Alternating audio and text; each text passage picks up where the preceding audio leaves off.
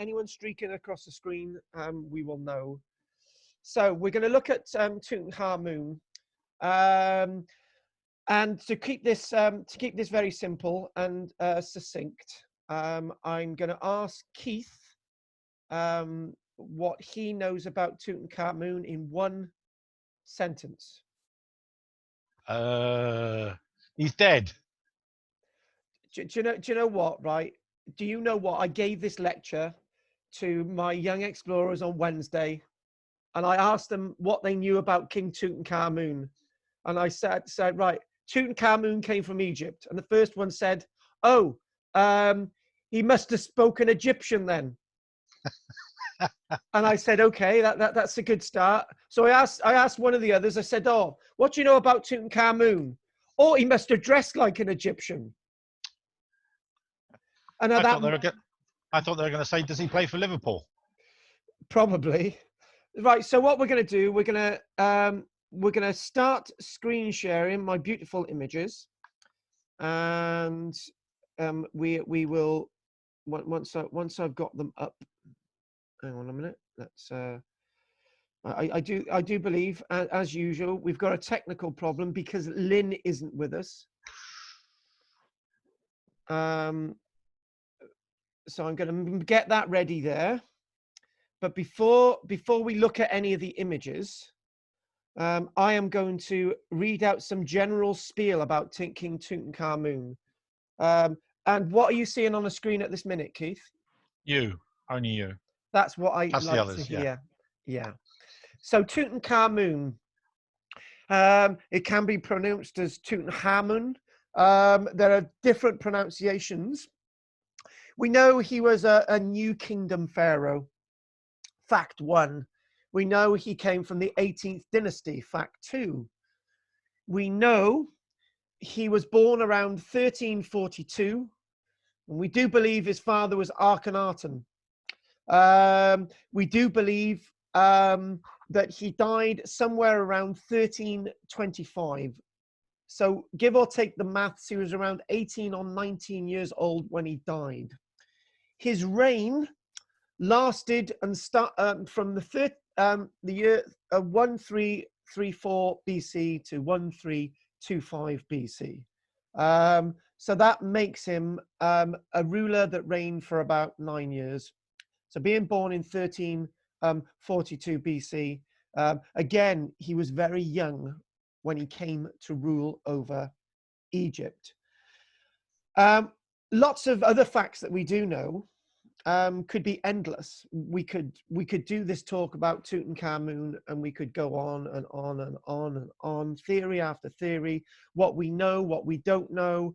And what I felt, if we're going to be looking at this majorly, massively exposed historical and archaeological figure, is to just concentrate on a few key facts. And those facts will be centered around images that I've put together this week and from one or two sources. And lots of the images you may never ever have seen before. And if you have seen any of the images, you will have seen the black and white versions published and not the color versions. He was married to his half sister, Anken Hassan-Namun, and they had two daughters. One died after 6 months into the pregnancy, and one died slightly after the baby was born. So they didn't have any offspring that could possibly rule over the land that Tutankhamun presided over. Other key facts is that he had a deformity of his left foot, and it's likely that necrosis had set in, so that basically meant that the bone was dead. It couldn't grow anymore, and obviously the skin and flesh was there, but he would have been in a great deal of agony throughout most of his reign, actually. It's likely that the deformity in his foot, the necrosis in the bone set in not long after his childhood. We don't know exactly when, but you know, his body's still being analysed, so we'll get that information later on. And we know that he used a cane we know from various heights of cane that he used a cane through a large chapter of his life. And through everything else that we see him buried with, we know that he was pretty good at archery, because we got bows, we got arrows, we got body armor associated with that, and one or two other things that we know that he had something that Richard III suffered from, scoliosis, and he contracted malaria several times in several different strains. And you know what? Other than wanting to look at the thousands of artifacts that were found in Tutankhamun's tomb, we're just going to focus on what I feel is appropriate today. And what I feel is appropriate today is not just the tomb, is the way in which Tutankhamun has been treated and the Valley of the Kings since 1922, beyond and before. So the direct translation of Tutankhamun is the life of Aten. One perfect life is Aten. That's the direct translation of Tutankhamun, or Tutankhamun. So what I'd like to do is really get straight into it and just focus on the images, not focus on what anyone else has to say, which we can do in the break. And as Goff would say, get on with the images. So that's what we're going to do. So I'm going to screen share now, and this is how we're going to do it. And we're going to start now. And what are you seeing on your screen, Keith? Yep, I can see. Looks like the Valley of the Kings. Is that? Yeah, and how is everybody else? Are you just seeing them on the side of the screen? It's in the center of the screen. Yeah, and everybody's on the side. Yep. That's good. Right. One criticism has been made is that I think I did a whole lecture when we did the ghost walks, and it was like ghost walk evening online, and it was like everyone could just see everybody else's images, but not actually the image I want them to see. So I just testing this. So if anything changes throughout this, just let me know, okay, Keith? Yeah. Okay. Right. So getting into this landscape. This is the landscape of the Valley of the Kings, and you could say it's picturesque. You could say it's barren. You could say it's a landscape you'd never want to go to. You could say it's a landscape you've been. You may have been to the Valley of the Kings. You may have seen its treasures. You may have been into one of the tombs of one of the Ramesses pharaohs, or Seti I or Seti II. You may have actually looked at the golden sarcophagi of Tutankhamun himself. And looking into the Valley of the Kings is just beyond this ridge, into that shadow. And what you can see is the occasional black dots. These indicate tombs that have been discovered. Now, we know of around 65 tombs in the Valley of the Kings that have been found so far. The most latest one was found in 2008. And I do believe there's hundreds of others in the Valley of the Kings, not just pharaohs, but prime ministers. There are females buried there as well. But the Valley of the Queens is another place to visit. But when we're looking at Tutankhamun, it seems that he's in the setting of this entire landscape. But one thing we have to say is, in terms of history, he was a very insignificant leader in his influence. He was a very insignificant leader in the footnotes of history. But where he is significant is when we see the tomb, and when we see what was found in the tomb, and maybe we try to understand the archaeology of the tomb and the man who discovered Tutankhamun's burial place, Howard Carter. Next slide.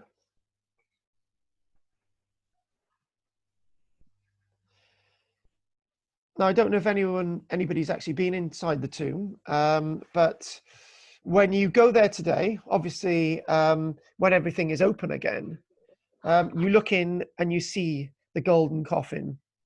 And you look in there, the golden sarcophagi, you look in there, and most of the time the bones and the mummified remains of Tutankhamun are still in there. But other than that, everything else has been whipped away to the museum in Cairo, or one or two objects managed to make it back to the home of Lord Carnarvon. It was the sponsor of Howard Carter. Other than the painted frescoes on the wall here, the walls inside the tomb complex are rather drab. The ceiling hasn't really been prepared properly. This was a tomb given over to Tutankhamun by his Lord Protector whilst he was Pharaoh, and his Prime Minister, A. AY, that's his name. And we believe that he gave over his tomb to Tutankhamun because nobody was expecting Tutankhamun to die when he died, because it was the role of a pharaoh to make a tomb in your lifetime, prepare the tomb in your lifetime, have it decorated, get everything ready, put the statues in there, the sentinels, have the walls painted, have the ceiling painted like Seti the first tomb, Seti the second's tomb. And you're preparing life for life in the afterlife. And it's believed that the afterlife was far more important than the life you lead on this planet. And there was a long time of preparation.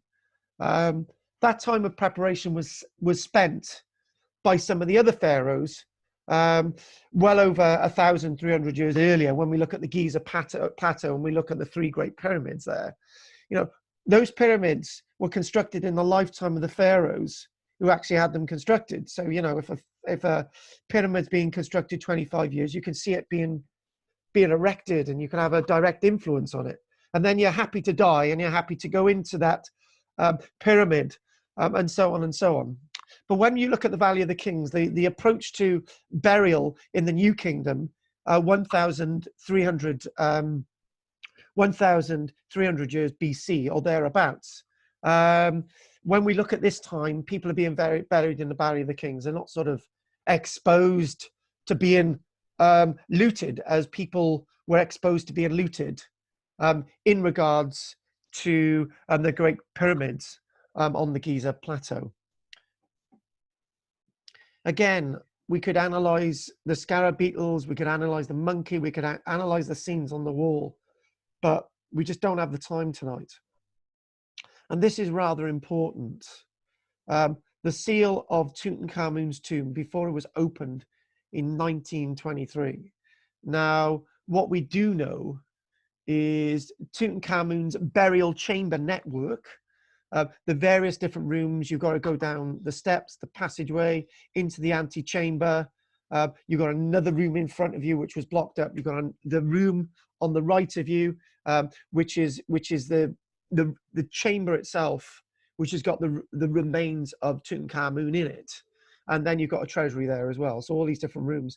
And each of these rooms were opened methodically. Nobody went in there and decided, right, we're in the antechamber. Oh, by the way, there's a wall over there. It's blocked up. We've got the burial chamber. It took a little while for the burial chamber room to be opened, and then the treasury, and then the other room, and so on. It was done systematically. And I think the wording there is the seal of Tutankhamun's tomb before it was opened in 1923, before the first chamber door was opened in 1922. Howard Carter said, you know, that somebody had been in the tomb of Tutankhamun before him, before 1922. Okay, scrub that date there, 1923, before 1922. And it meant that if he could prove that somebody had been in there before 1922, then he would receive a financial reward for discovering a tomb. And there's another backstory about that. I believe that Howard Carter found the tomb that was completely sealed, completely intact.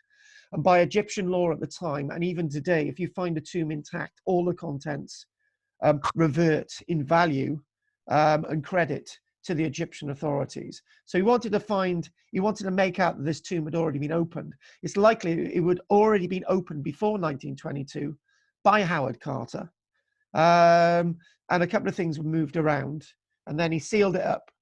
And then when Lord Carnarvon said, "Oh, by the way, Howard, in the summer of 1922, by the way, Howard, I'm not paying for you to work in the Valley of the Kings anymore, right?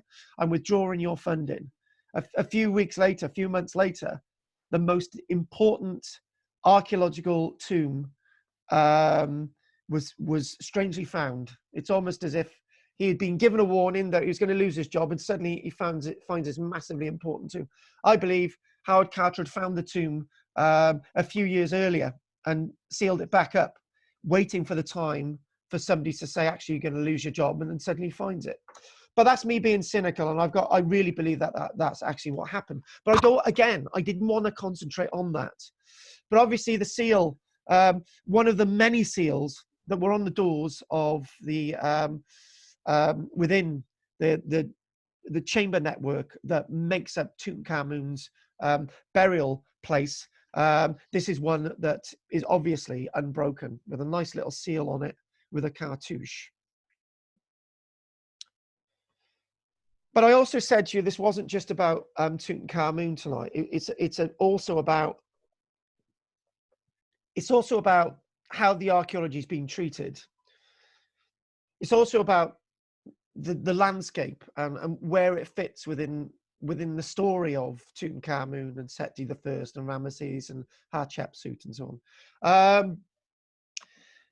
And the Valley of the Kings itself has been shaped by the wind, has been shaped by the rain, has been shaped by frost, has been shaped by man-made action, has been shaped by natural erosion. And you can actually see one of the tombs there, a little dark recess in the ground. And I'm going to give you a strange fact. Out of the 65 tombs that have been found in the Valley of the Kings, only about 20 have been properly archaeologically recorded. Only 20 of them. So 65, only 20 have properly been archaeologically recorded, properly archived. And that gives me a problem.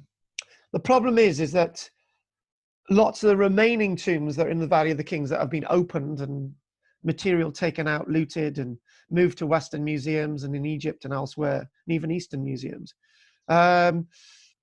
Slowly but surely, the tombs that we know about in the Valley of the Kings are decaying quite rapidly. And I'll give you the reasons for that in a short moment. And lots of the ones that are still unfound are decaying rapidly as well. And this is down to the archaeologists. And again, the reason why will come.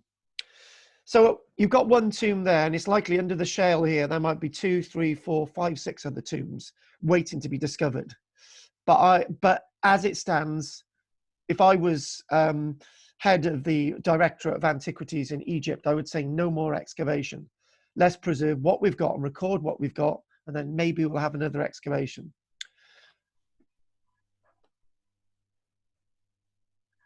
So this has been thrown in here. You see this image a couple of times, and this image is the antechamber. When I say image, this is a sort of labeled display of some of the artifacts in there. It's a line drawing, right? And straight away in the antechamber alone, the first room that Howard Carter looked into, he saw a room that was full of artifacts.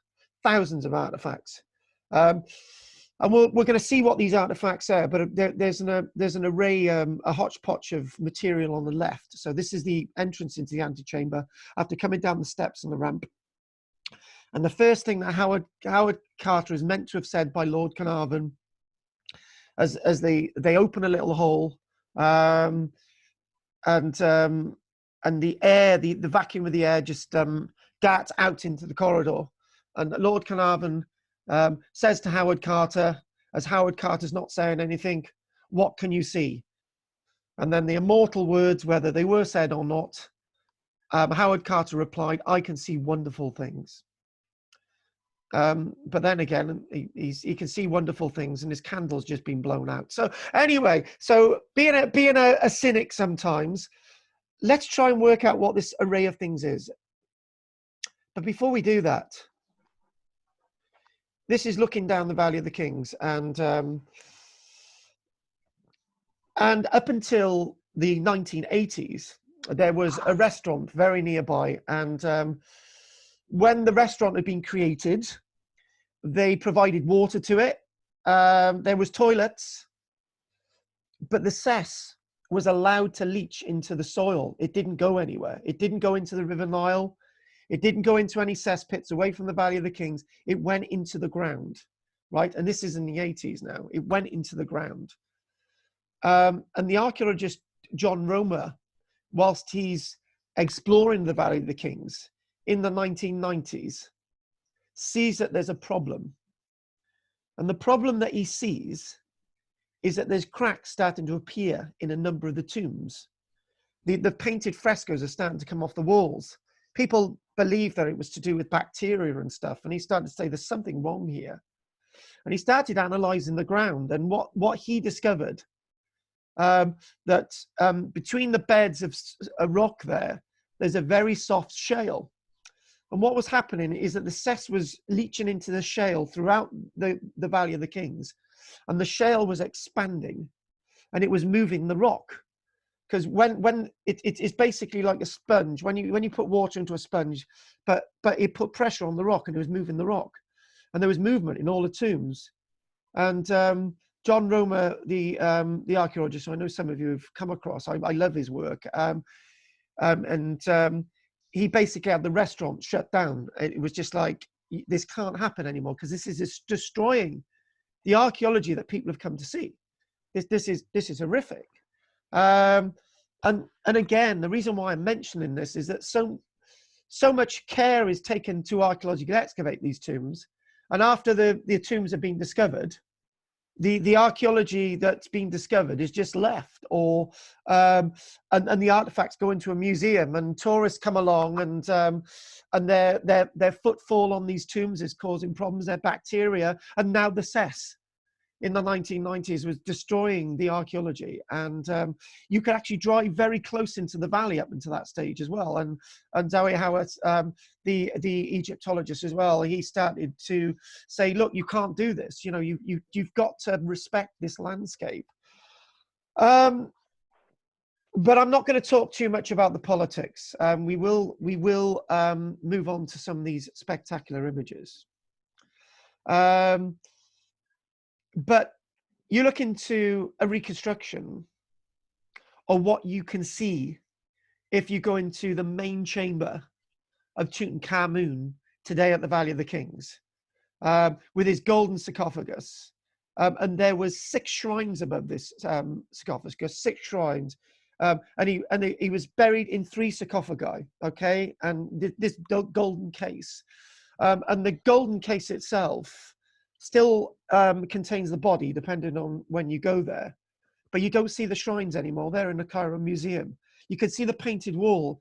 And one clear thing about the painted fresco, it's the only painted, it's the only real painted frescoes that are actually there, because the other walls are bare. They're sort of whitewashed walls, because this was never completed. Basically, Tutankhamun died. The Prime Minister gave up his tomb, and the body, the shrines themselves only fitted into that room. It was a rushed affair. After filling the treasury, after putting the body in there, after putting the shrines in there, putting into the other room as well, and the ante room, and then you got the antechamber, and then he just chucked her in there, and they sealed it up and they left it. And then what happened then later on is that maybe the tomb had been entered a couple of times in antiquity, not long after Tutankhamun was laid to rest there. And then suddenly, maybe over 3,300 years ago, towards the end of the New Kingdom, the entranceway was backfilled by somebody building a new tomb. That's the way it worked. This is why we've got this intact tomb. And again, looking at the golden face, and you know, when we actually did this, you can actually see the golden face there, and you see in awe, and you know, nothing like this. As Egyptologists, seeing this for the first time, they would have looked on in awe. But one thing I haven't mentioned about the whole experience of Tutankhamun's tomb when it was discovered, obviously Howard Carter had a shock that it was intact when he first saw it. And Howard Carter had a huge shock when they started taking the shrines away from on top of where Tutankhamun's actually buried. And they actually took one sarcophagus away, another sarcophagus away, the golden sarcophagus away, and actually looking into the body of Tutankhamun, at which stage, after a couple of years of actually discovering the tomb, at which stage I think he would have been pretty exhausted, because for an archaeologist to find any of the relics in that tomb is a lifetime's work. To find thousands of relics that are all intact and pristine and perfect, wooden boxes, golden statues, the body of Tutankhamun himself, an actual wooden chariot, a proper wooden chariot over 3,000 years old. You can imagine that this would have blown your mind, and it did blow Howard Carter's mind. When he died in 1949, 1939, just before the war. He ended up as an antique dealer. His report was never really finished for the tomb of Tutankhamun. You can imagine, you find one object, you've got to describe it, you've got to photograph it, you've got to draw it, you've got to work out what it's made of, where it comes from. After 100 objects, you're okay. You've got to do another 1,000, then 2,000, and you can imagine this is going to have an effect. This ruined his life. You know, we say it in passing, Keith, you've ruined my life, but this did ruin his life. It ruined his career. It ruined everything for him. It was an absolute curse. It was a damnable curse. It's like, it can only be described if you win £1 million on the lottery, it's all right. You know, you can change your life. If you win £10 million, you're going to be thinking, what am I going to do with it? You have people winning £100 million and they end up a few years later, ended up poor. It destroys them. So finding something like this is absolutely amazing. But all the pressure was on Howard Carter. It was a political battle. You can see there, this was in that room that we've just seen. Just that one single room. And all of this fitted in that one room. You've got 1, 2, 3, 4, 5. You can count that as, say, as a shrine, sort of 5 to 6 shrines. And then you've got 1, 2, 3 sarcophagi and the golden one. And this all fitting in a room. All that effort for here. And at one stage, they just gave up and they thought, right, just chuck it in there. Even the Egyptians got a bit sick of putting stuff in the tomb. They wanted to get it. You can imagine that it's just. Can you imagine what the tomb of Seti I was like when it was first found? Not by Egyptologists. When the grave robbers found the tomb of Seti I, a massive tomb complex, every single room full of riches of Egypt. And for Howard Carter to have found that, I think he would have just walked away because it would have been too much for anyone to cope with. And in a way, it's a great gift to go to the Valley of the Kings. It's a great offering. This is John Romer himself, and he discusses in a series that I believe was a series come out called the Rape of Tutankhamun. It was meant to have come out in 1993, and I think it had one viewing on television, and then it was ditched. I'm not really sure it got on television, but I've got some recordings, and they're very rare recordings actually. And he discusses the damage being caused in the Valley of the Kings, and the Egyptologists were saying, no, that's wrong. You know, we're allowed to excavate these things. It's up to the Egyptian authorities to care for them. How can you say that? You know, you can't. You know, you've got to take responsibility for the archaeology. And we've got to take responsibility now in the image that we see. We're going to be seeing some really privileged images.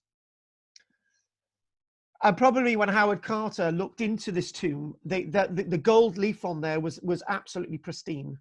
The scene was absolutely pristine. But unfortunately, bacteria started to hit those walls.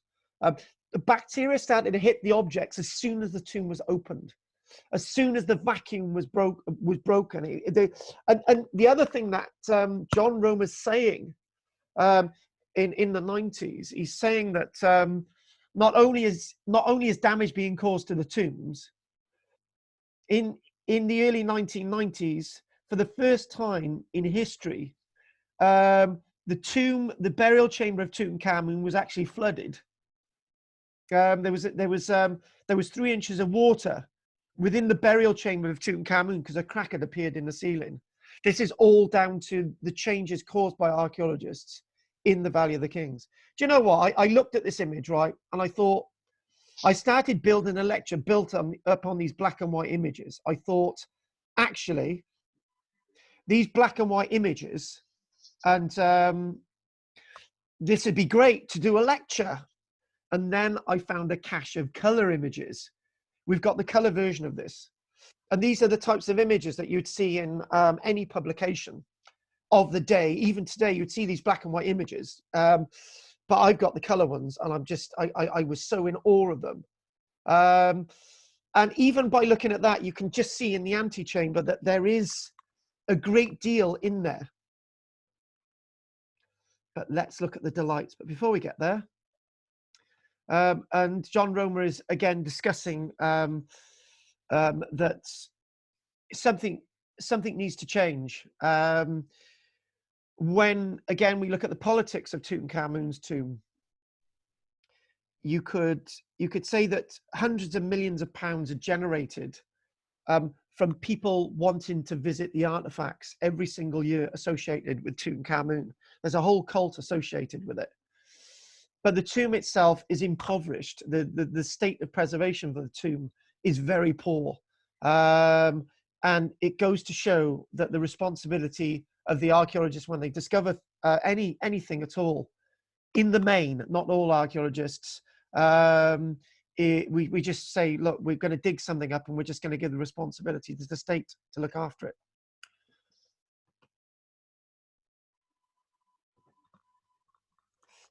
Now, before we actually look at these images I keep talking about, we've got to make some comparisons. The entranceway to Tutankhamun's tomb was a solitary affair. It wasn't major, but the entrance to Seti I's tomb was mega. You know, Seti I was a major pharaonic figure. And if we do some comparisons, one of the rooms inside the tomb of Seti I is completely filled with hieroglyphics. And there are other rooms and beautiful carvings. Nothing like this in Tutankhamun's tomb. The artwork itself blows your mind. So the artifacts within Tutankhamun's tomb compare with just the painted work within Seti I's tomb. The artifacts in there must have been unbelievable. Thrones made out of solid gold, Anubis being carried made out of solid gold, all these wonderful things, but none of these were found because Seti I's tomb had been robbed in antiquity. But one of the things immediately as you look in here is that the damage caused to all these tombs is quite clear. They're actually having to support the ceiling in Seti I's tomb. This has stood for over 3,000 years, and now they're having to support the ceiling because of ongoing work and damage. Look at that ceiling. However, as you look at that ceiling before the 1990s, after the 1990s, there it is. What happened is that an archaeologist convinced the Egyptian authorities that another excavation should be undertaken within the tomb of Seti I. And you can see they've actually put modern braces on the ceiling there to support it from falling again. And then they excavated underneath this room, causing subsidence, causing for part of the ceiling to collapse. And the archaeologist said, well, you know, I was just doing my work. I'll get a publication out of this, when you and I won't be able to see the ceiling in its pristine form anymore. So the Valley of the Kings, 65 ancient tombs and still counting. The latest discovery being made in 2008. The valley is essentially a royal necropolis that was used by the rulers of Egypt for a period of 500 years. Being a royal necropolis, the area was reserved for the burial of Egypt's new kingdom pharaohs and a few lesser nobles. However, not all the tombs were actually used for burial purposes. Instead, several of them simply remain vacant. And I'll add to that, many have still yet to be found. And just, we don't see any other images like this, but we can see that we've got the top of the valley there. Some of the shale, some of the rock has actually been eroded into the valley. And you can see all these here, all these entranceways. Quite amazing when you look at this. And underneath these piles are probably many more tombs as well. And what was happening is that as one of the skills of Howard Thomas, that's another archaeologist. One of the skills of Howard Carter is he would be going up and down the valley, looking within the landscape, looking in areas that no archaeologist would want to be. Everyone would want to be in the great in the great temples at Thebes, recording and maybe finding other things on the Giza plateau. But as Howard Carter wandered this entire landscape, he would occasionally see indicators where there may actually be tombs that have not been discovered. Say, for example, you would find loose chip-ins that had come from under the ground. These loose chip-ins, and that not the shale, but these loose chip-ins. And you would think, oh wow, this is amazing. I'm looking at these loose chip-ins.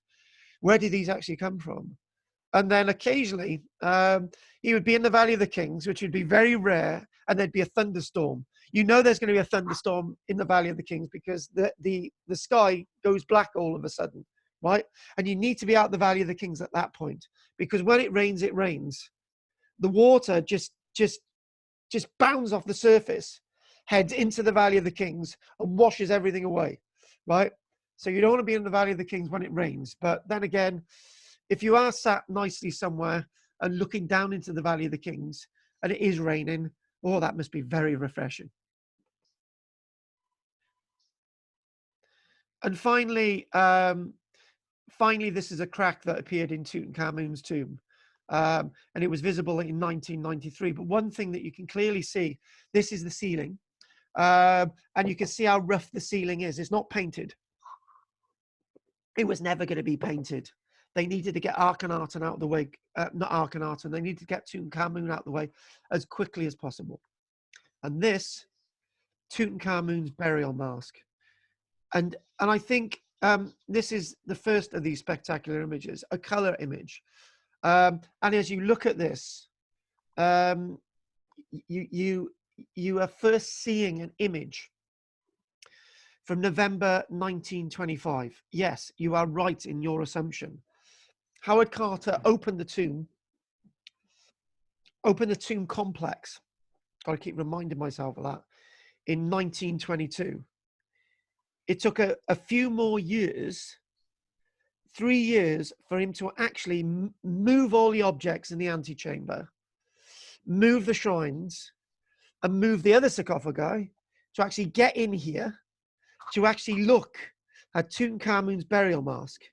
And what you can see there is, you can see these beads, and you can see organic material, various layers of organic material, sort of decayed flowers, various decayed material. You can actually see that in its all.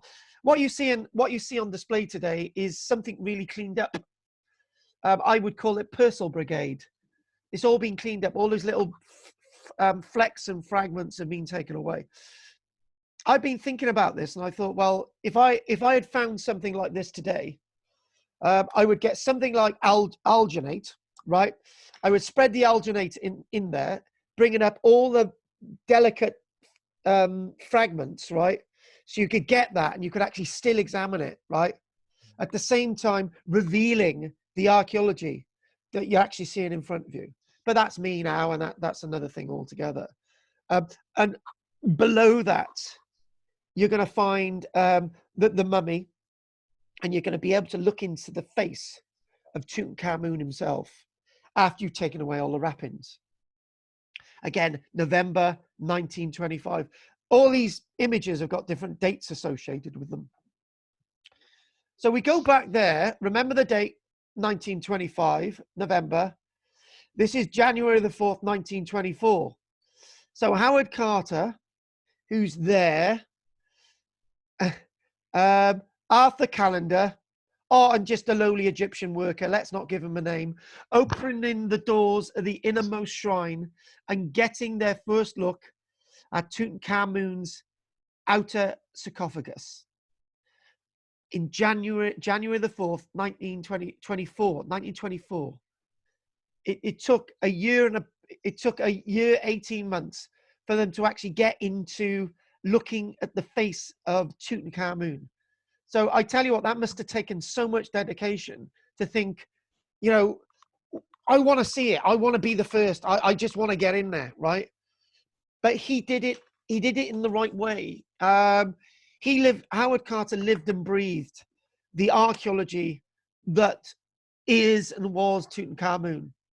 And the reason I say is and was is because in archaeological terms, when a site's been archaeologically excavated, it's no longer deemed an archaeological site, strangely enough, apparently, accordingly to some archaeological experts. But this is still archaeology. This is still an excavation in 1924, taken with all the love and kindness that an archaeologist should give, given the great deemed respect for this wonderful figure in history, Tutankhamun. He's a wonderful figure in history to us, but back in the day he wasn't. He was just a lonely pharaoh, as we've already said. And look at this. You know, we saw a black and white image of this here, and their shadow in the background is actually a doorway into another room blocked up. But we'll go in. We don't really go into that room, but you can see it from a plan in a short while. So what we've got a ceremonial bed in the shape of the celestial bull, surrounded by provisions and other items in the antechamber of the tomb, December 1922. So when Howard Carter's saying to Lord Carnarvon, I can see wonderful things, that's the first thing he's seeing.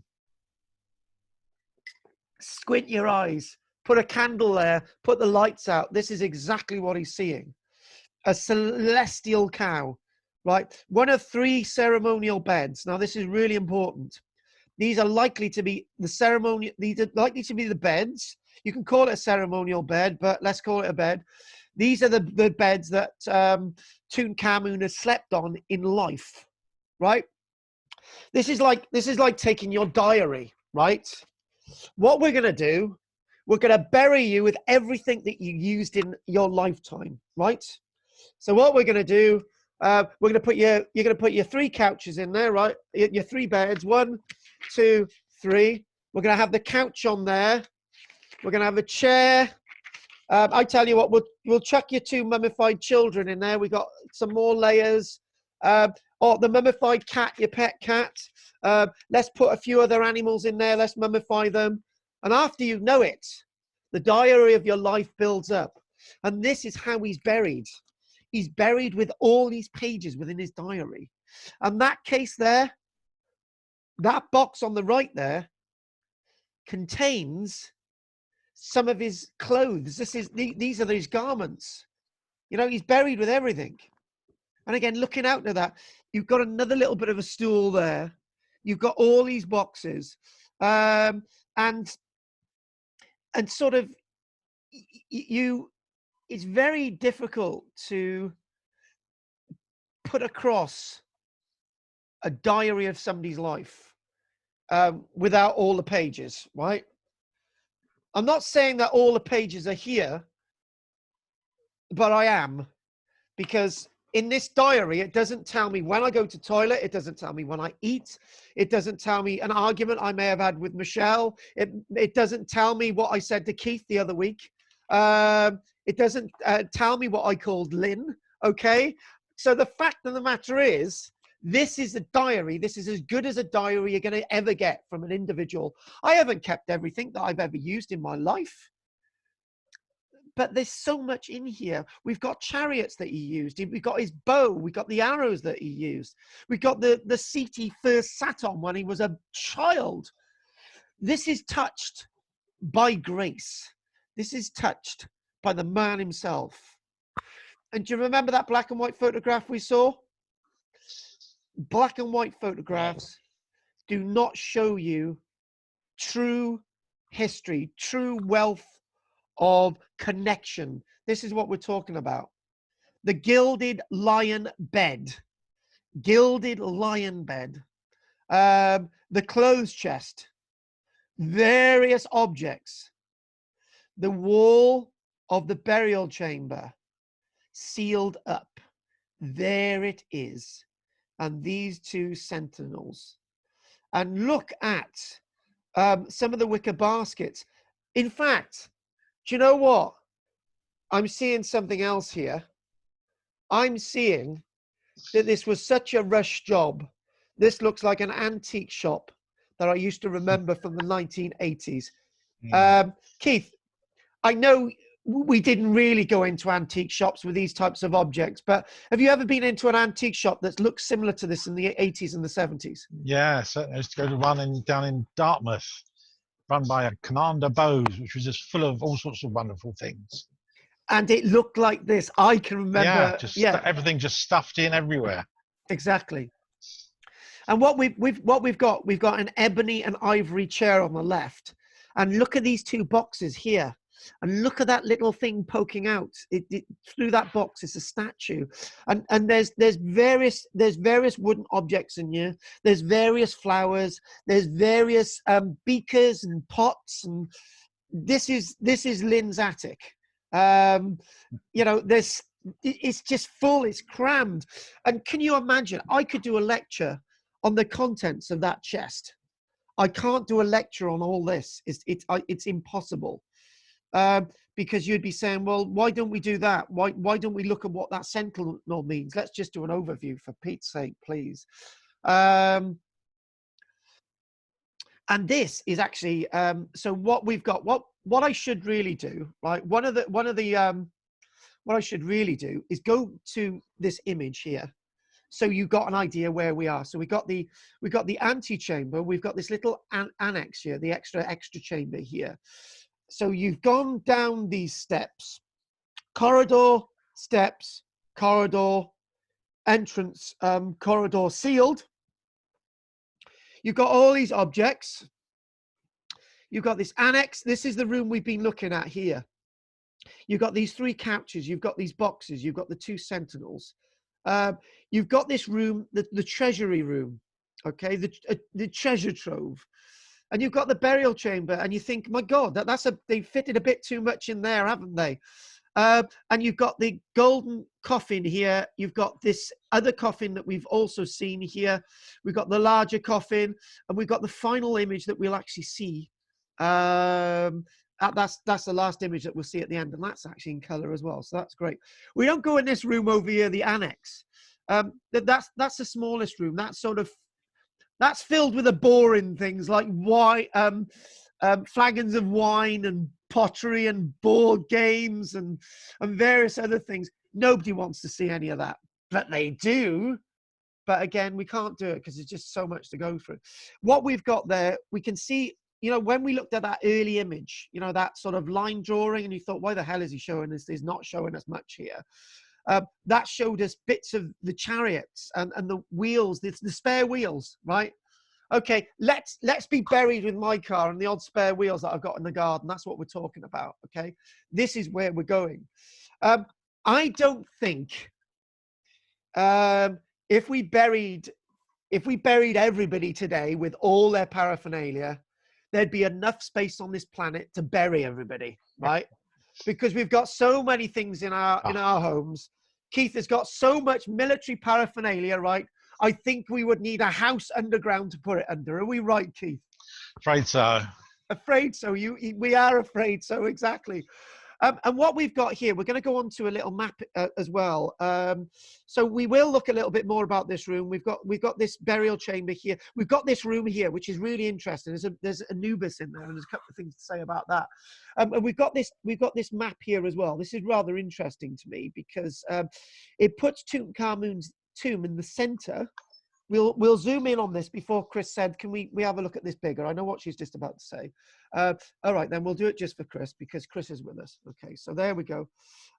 So what we got out of the 60, we got Hatshepsut, very strange pharaoh, that one. And we've got what have we got? We've got Tutankhamun's tomb in the center of the valley. We've got Seti II, rather important to us when we're trying to understand what's going on.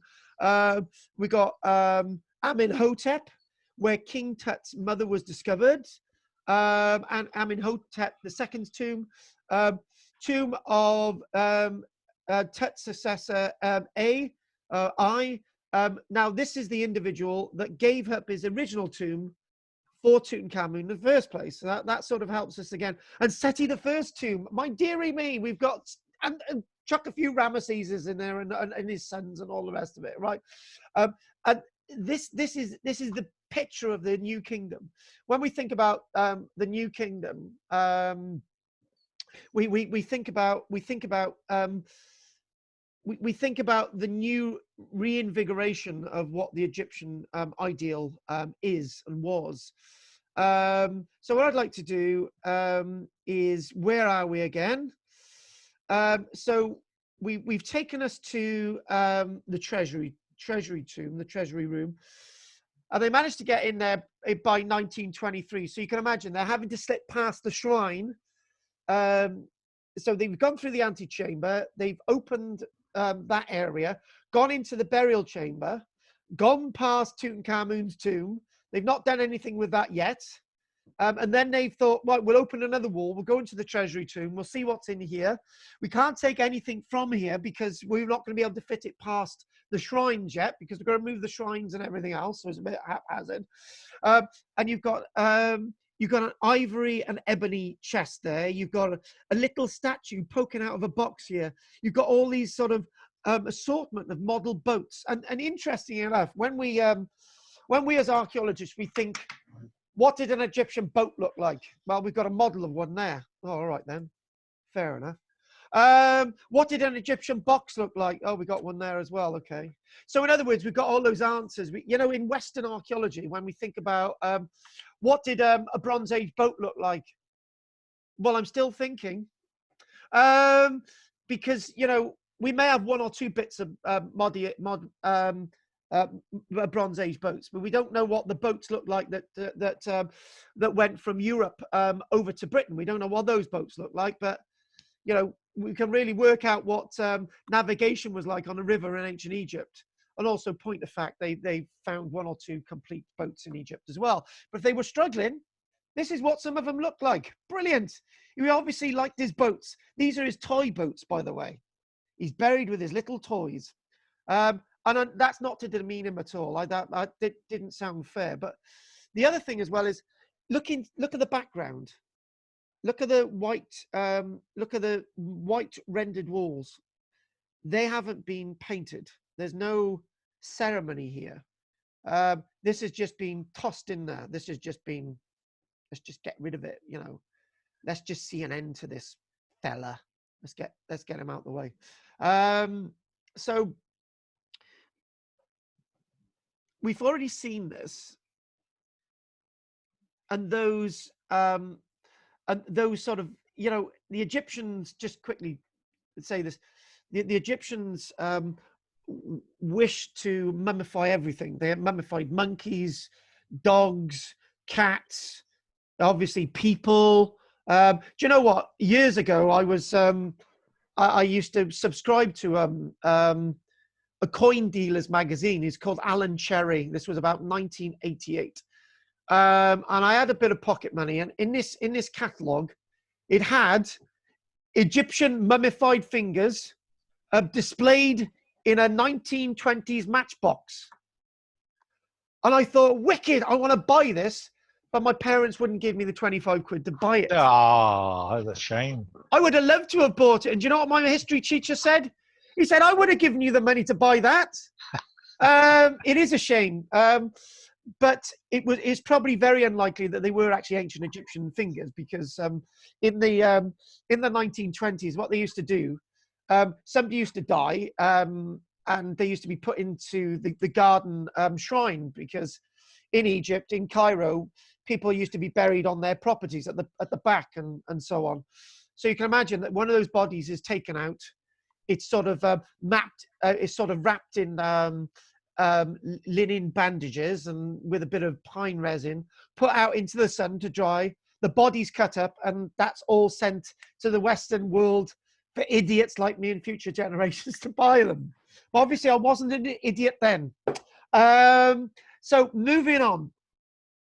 Again, this map again. I'm doing this for Ellen, right? So when she gets these notes, you can see, look how many leaders are there, buried in the Valley of the Kings. And Hatshepsut over here as well. We can't forget her. She's definitely not a king. And I wouldn't want to upset her at all, right? So anyway, so there we go, Tutankhamun's tomb. We've got Seti the First over here, Seti the Second over here as well. Seti the Second is rather important because that comes into this story just for a few moments. And again, where is the Valley of the Kings? And by the way, we will take a break in a moment. And we'll put all the mics on. So there's the Valley of the Kings. It's far away from Cairo, but and it's very close to the Nakada Desert, the desert where Flinders Petrie worked in the late 1890s as well. So, and again, the setting is this landscape of Egypt is full of worldwide treasures, and the political message is, let's not lose them. Let's see things done the right way in Egypt. And let's go on to the next image, and that'll take us. Do you know what? We'll keep this there. Keep this in your mind's eye.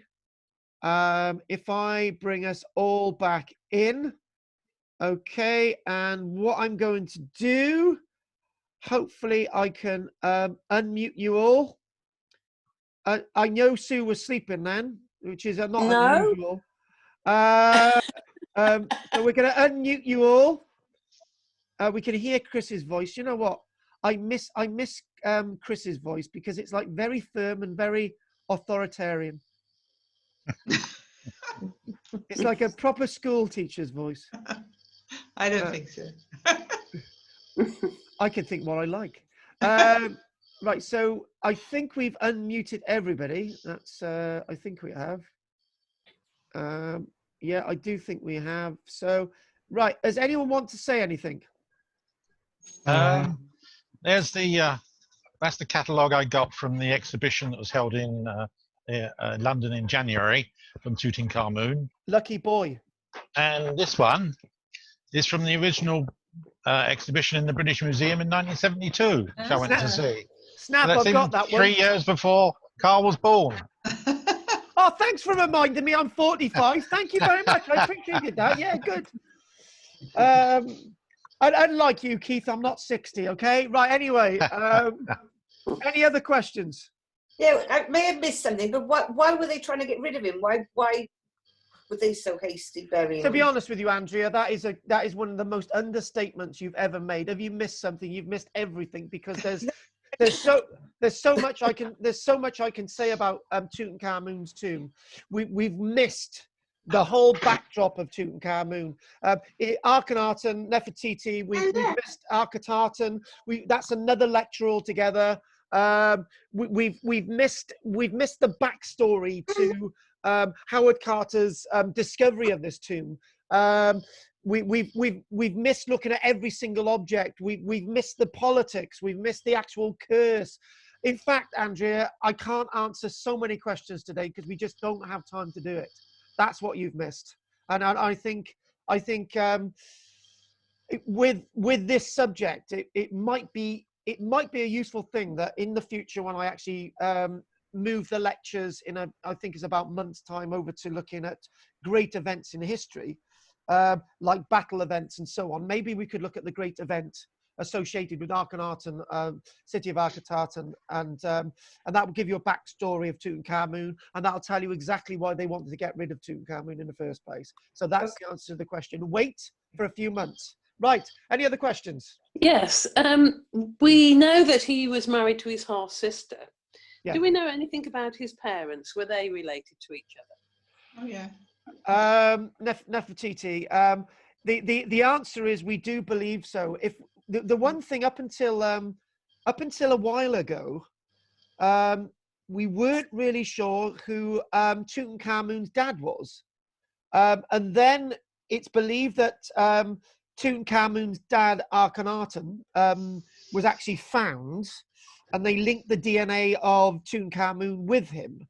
And the whole thing about the Amarna period, the association with Tutankhamun, and the backstory that I've only alluded to, is that there was a lot of intermarriage, sisters and brothers and stepsisters and all the rest of it, and aunties and so on. And that's okay. You've convinced me. We need to do that as another lecture, right? Any other questions? Is it correct that they recently, or in the last couple of years, found the workers' village nearby? Yes, that has been found, and that's actually an old story. To be honest with you, they've when I say an old story, in the past 2 decades, but to this story, to the backstory in the 1980s and 1990s, yeah, that is relatively new, and I think one of those that was very much on this was move my flag.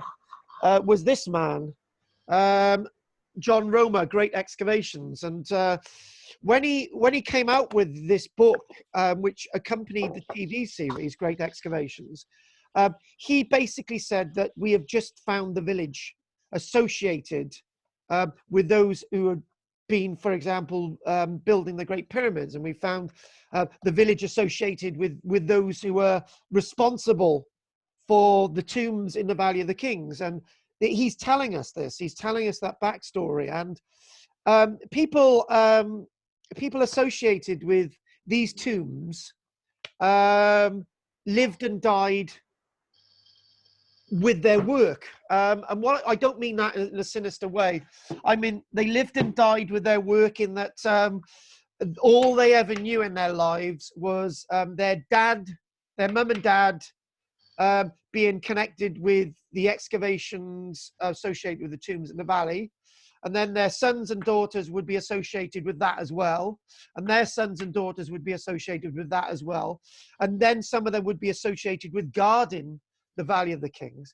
And there's one thing, again, so much to say. The Valley of the Kings is a landscape that you could guard with just 2 individuals, because at night, if anyone's walking through the valley, you can hear them. Anyone breaking into a tomb in the Valley of the Kings, you could hear them, right? You'd only need 2 guards guarding the valley. And as soon as you would hear something, you would send the guard in there. And then you might suffer something like the Humdai, that you might be buried alive or something. Terrible things would happen to you if you interfere with the pharaohs. So what the grave diggers did, they went into the Valley of the Kings in the day, right? Hid in a tomb alongside the tomb they wanted to get into, and then they worked at night in the depths of the tomb so they couldn't be heard. So in other words, you know, there was always a way of entering these tombs and looting them. But it's also said as well that there's a mystery door from Tutankhamun's tomb into another room. And that is not to be discussed today. Any other questions? We're not going to take a break. If there's no more questions, what I would like to do is the articles of the week. So we need to stop screen sharing, right? You can say something if you will, but we're going to do a bit of screen sharing. And do you know what, right?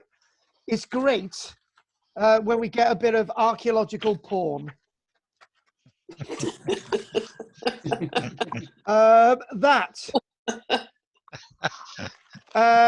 So here we go. Is he Hercules or Cromwell? Right.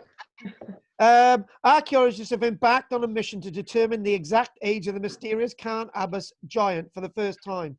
The hillside figure of a nude man, they think it's a nude man anyway, brandishing a large club, measures 180 foot tall and overlooks the village of Carn-Abbas in Dorset. I actually went with a woman to Carn-Abbas who I didn't really want to be with. And Kathy. It was a woman like Kathy, and I can remember that person was lying on the phallus so that she would fall pregnant. She did fall pregnant. The problem is she did fall pregnant, but I hadn't slept with her. So anyway, the origins and purpose of the chalk hill figure are shrouded in mystery. Theories include Hercules and Oliver Cromwell, right? And local folklore has it long held it to be a fertility age, and the earliest recorded mention of the giant dates from 1694. And weirdly enough, I did go with Kathy to this site as well, and she did insist that I sit on it. I don't wish to know. But I didn't do anything with her, okay? And she That's your didn't fall story. pregnant. The figure was, and basically, it was first recorded in 1694, and some people believe that it may have been as to ridicule Oliver Cromwell. It's believed. Some texts say that Oliver Cromwell was a bit of a prude in 1650, and it said that by portraying Oliver Cromwell with a huge phallus, completely naked, and holding a club, was not only to sort of smite him, was also to say that this guy kept the masses down, and he clubbed the masses, and he got rid of all traditions, right? And the only way they're actually going to be able to work out this true figure is by two techniques. They're going to be using something known as optical stimulated luminescence, thermal optical stimulated luminescence. And what that is that by digging up one of these lines and going down to the base of one of these lines, right, that ground itself would give off luminescence. And the levels of that luminescence would show the last time that ground had been exposed to natural sunlight.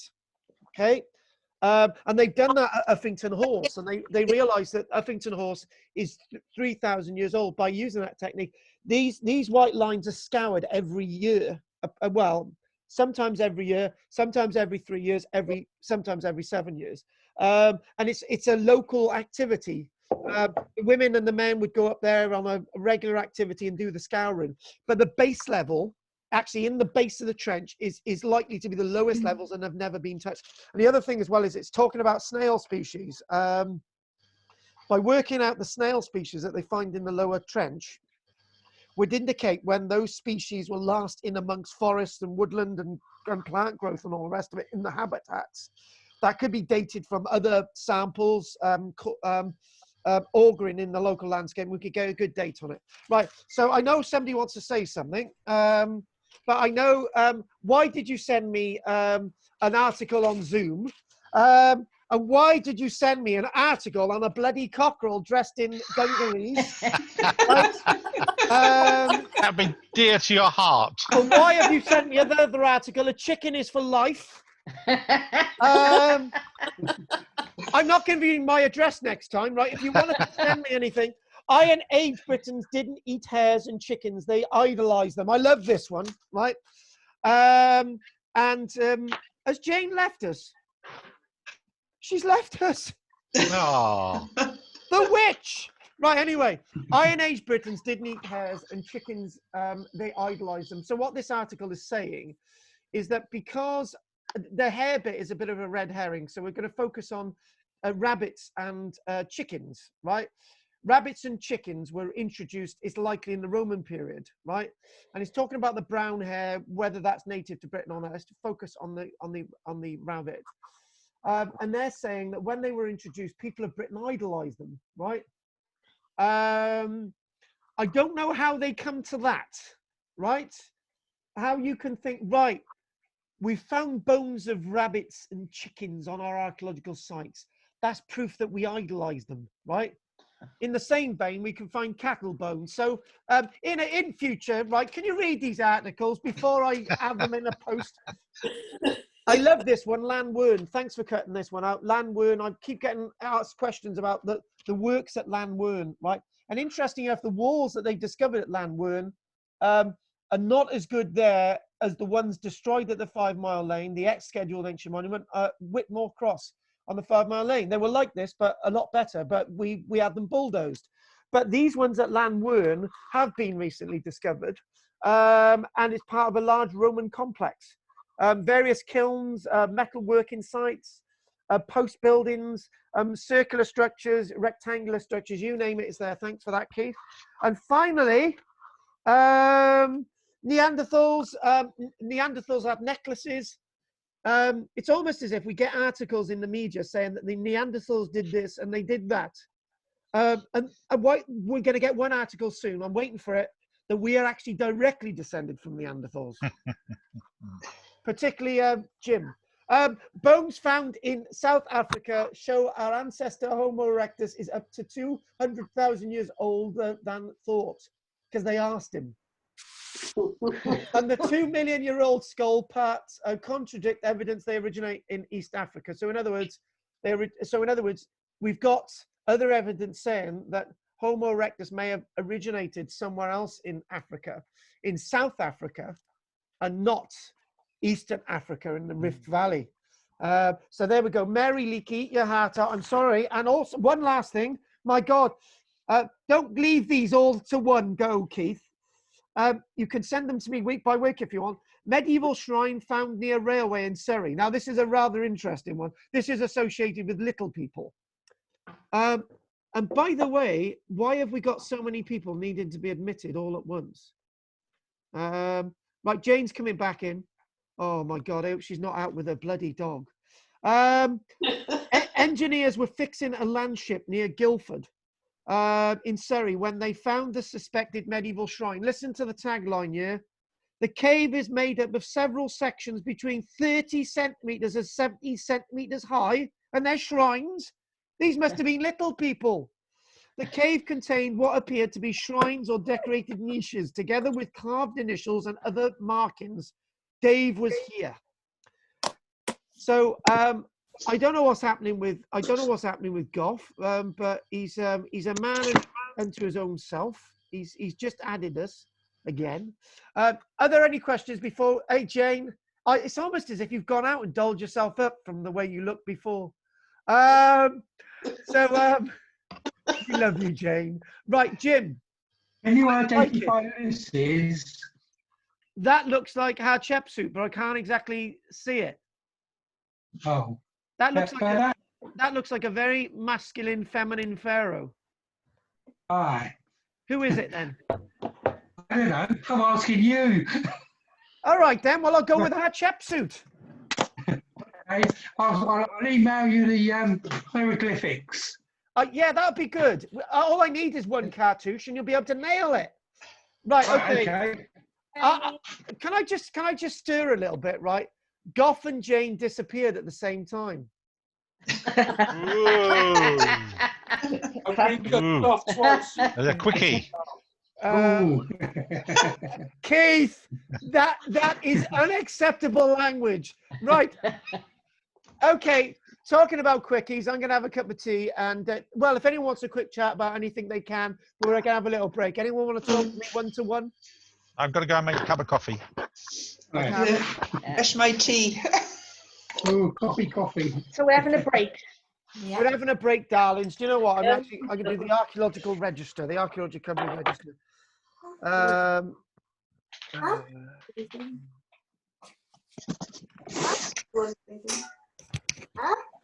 am I going to ask? Jane, can you put your mic on a minute?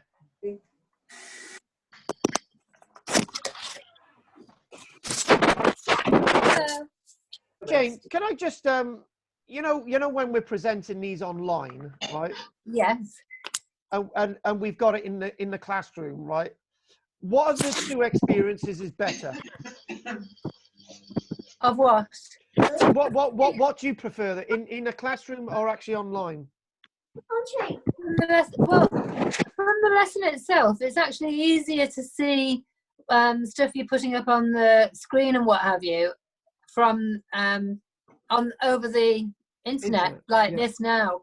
But of course, from a personal point of view, from a personal contact with people, it's better to be in a meeting, isn't it? But that ain't gonna happen. What's that again? That ain't gonna happen anytime soon, is it? So well, the thing is, right, Archaeology Cymru is as its effectivity over the past 2 months, we've been able to do, we're so efficient. We're able to get everything out in the post. We're able to get all the stuff done. We're able to do this. Everything's working a lot better. So when we do go back to doing this in a classroom, we're thinking we might have 2 people doing it, because it's going to be a long time before everybody can be in a room together. Yeah, I agree. Yeah. I mean, it's such a shame that Kathy can't join us, isn't it? Well, I got to be honest with you. Gillian really misses these because What she about can't make it Gillian? this week. But Kathy does really miss these. Alan misses these. Terry misses these. And I'm not saying who, but somebody nearly broke down in the week and said, "Well, I'm actually so distraught that I've got to be in the house. I just can't handle it anymore." And I've got to try. I've got to try and be as professional as possible. And then I stupidly said, "You got another 2 months of this," and I thought, "Oh God." I ended up apologizing for the rest of the conversation. So, but that's the problem. You're lucky. And I'm not saying Kathy's resentful, but she does. Well, I would be. I would be if I was that. Kathy. Definitely. It's such a shame that we can't, that she can't get something. I mean, she could order a phone, couldn't she, or something like that would do, an iPhone or something. But it's getting to grips with the technology that's the problem, isn't it? Yeah, and to be honest, it's a problem. What's that? Pardon? To buy an iPhone, it's a lot of money. Yeah, well, that too. Kathy's got limited funds. Quite, yeah. She has. You're right. So maybe you could send her one of yours. I know you've got about 3. I have got an old iPhone. Yeah, There you I've are. got one as well, Yeah. but it's not that, is it? She'd have to have the SIM and the contract. Yeah. The thing is, I don't have a spare iPhone, but if we had a spare laptop, right? If we had a spare laptop, but the problem is, if I've then got the problem, if we give a laptop to Kathy, I've got to give one to Alan, and I've got to get one to Terry, and I think there's a problem with Lynn getting online. And we've got Adam as well, and it's just, and then this is just this class, and then it's just a shame, but it's not just an iPad. It's not just the equipment, is it? It's getting the contract to go with it, and also the internet connection. So it's if we said, for example, that those people, you can't really think about it. It's I've got 2 spare laptops, but that doesn't help when you haven't got the contract to go with it. Exactly. And then if something goes wrong with it, are you able to go around and sort it out? Would be, yes, but with social distancing. Pay for the internet as well, which she probably doesn't have. Yeah. No, it's good. It's probably a non-starter, that, isn't it? And then we got to do Terry, and we got to do Alan, and it's just. Well, we could all go round the house and sit 6 feet away. Well, I would sit 6 feet away from Kathy as well, because I know what she's like in a car in close proximity. So right, I'm going to stop talking now. I'm going to go and get another cup of tea. Yeah. I have just done the class register, and there's the class register every week. Very good. It was a bit close. I couldn't focus on it. There we are. You can, yeah. So it tells me what, it tells me that you've had a phone call, and it tells me that you've had something in the post, and yeah. Very good. Well done, Carl. That's very organised. Yeah, thanks, Rosamond. That fiver I gave you earlier on is paying off. I'm going off. See you in a minute. Is this it, Carl? Are we ending? No. Oh, We've right, already, okay. this is the break. Oh, I thought we'd had the break. No, Rosamond. No, Rosamond. It's just Tom's just come home and he's in the kitchen. What time do we finish? About 12:30. Okay, I'll let him know that I'm tied up until 12:30. Yeah, you're tied up with another man. Yeah, I'll see you in a minute. All right. Jim, Yeah. does she ever tie you up? Oh, I'm not telling. That'd be telling. That's a yes then. I'm back.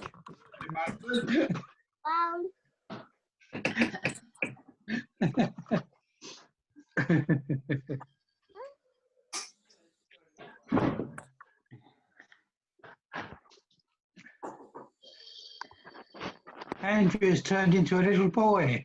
Amazing. Yeah. A shapeshifter. Yeah. The wonders of modern technology. What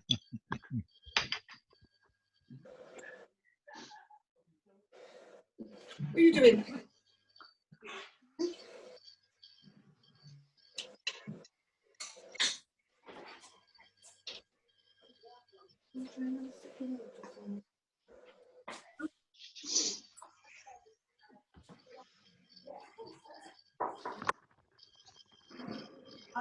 I made you a drink. I didn't know about Rebecca.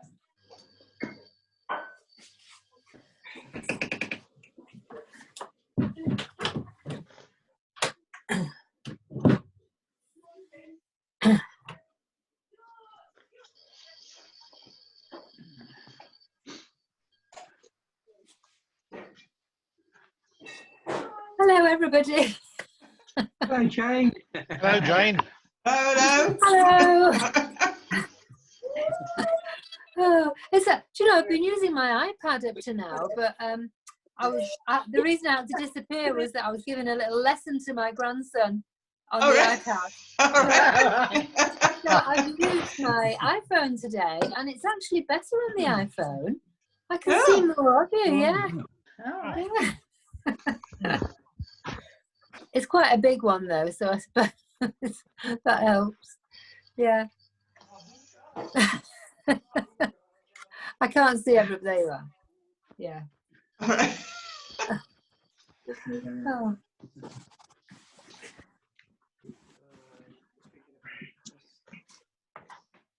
Have you already had a break? No. No, this is the break. No. And We're all broken. Ellen passes on her regards. Miserable Dennis, he passes on his regards as well. Oh, Ellen, all right.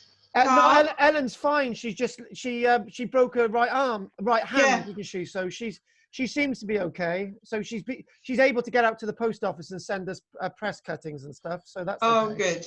Good. Dennis is fine. Well, you know about Kathy. Terry's really frustrated. The other Chris is okay. I think that's everybody, isn't it? Adam's in a job somewhere. Oh, good. Oh, good. He's working for Philco's in Oh, is LANGFORD. he? How is Yes. he? Oh, good. Yeah, he got a job. Oh, I wonder if good. you can give us a staff discount. Yes, hopefully. So he should. And I'm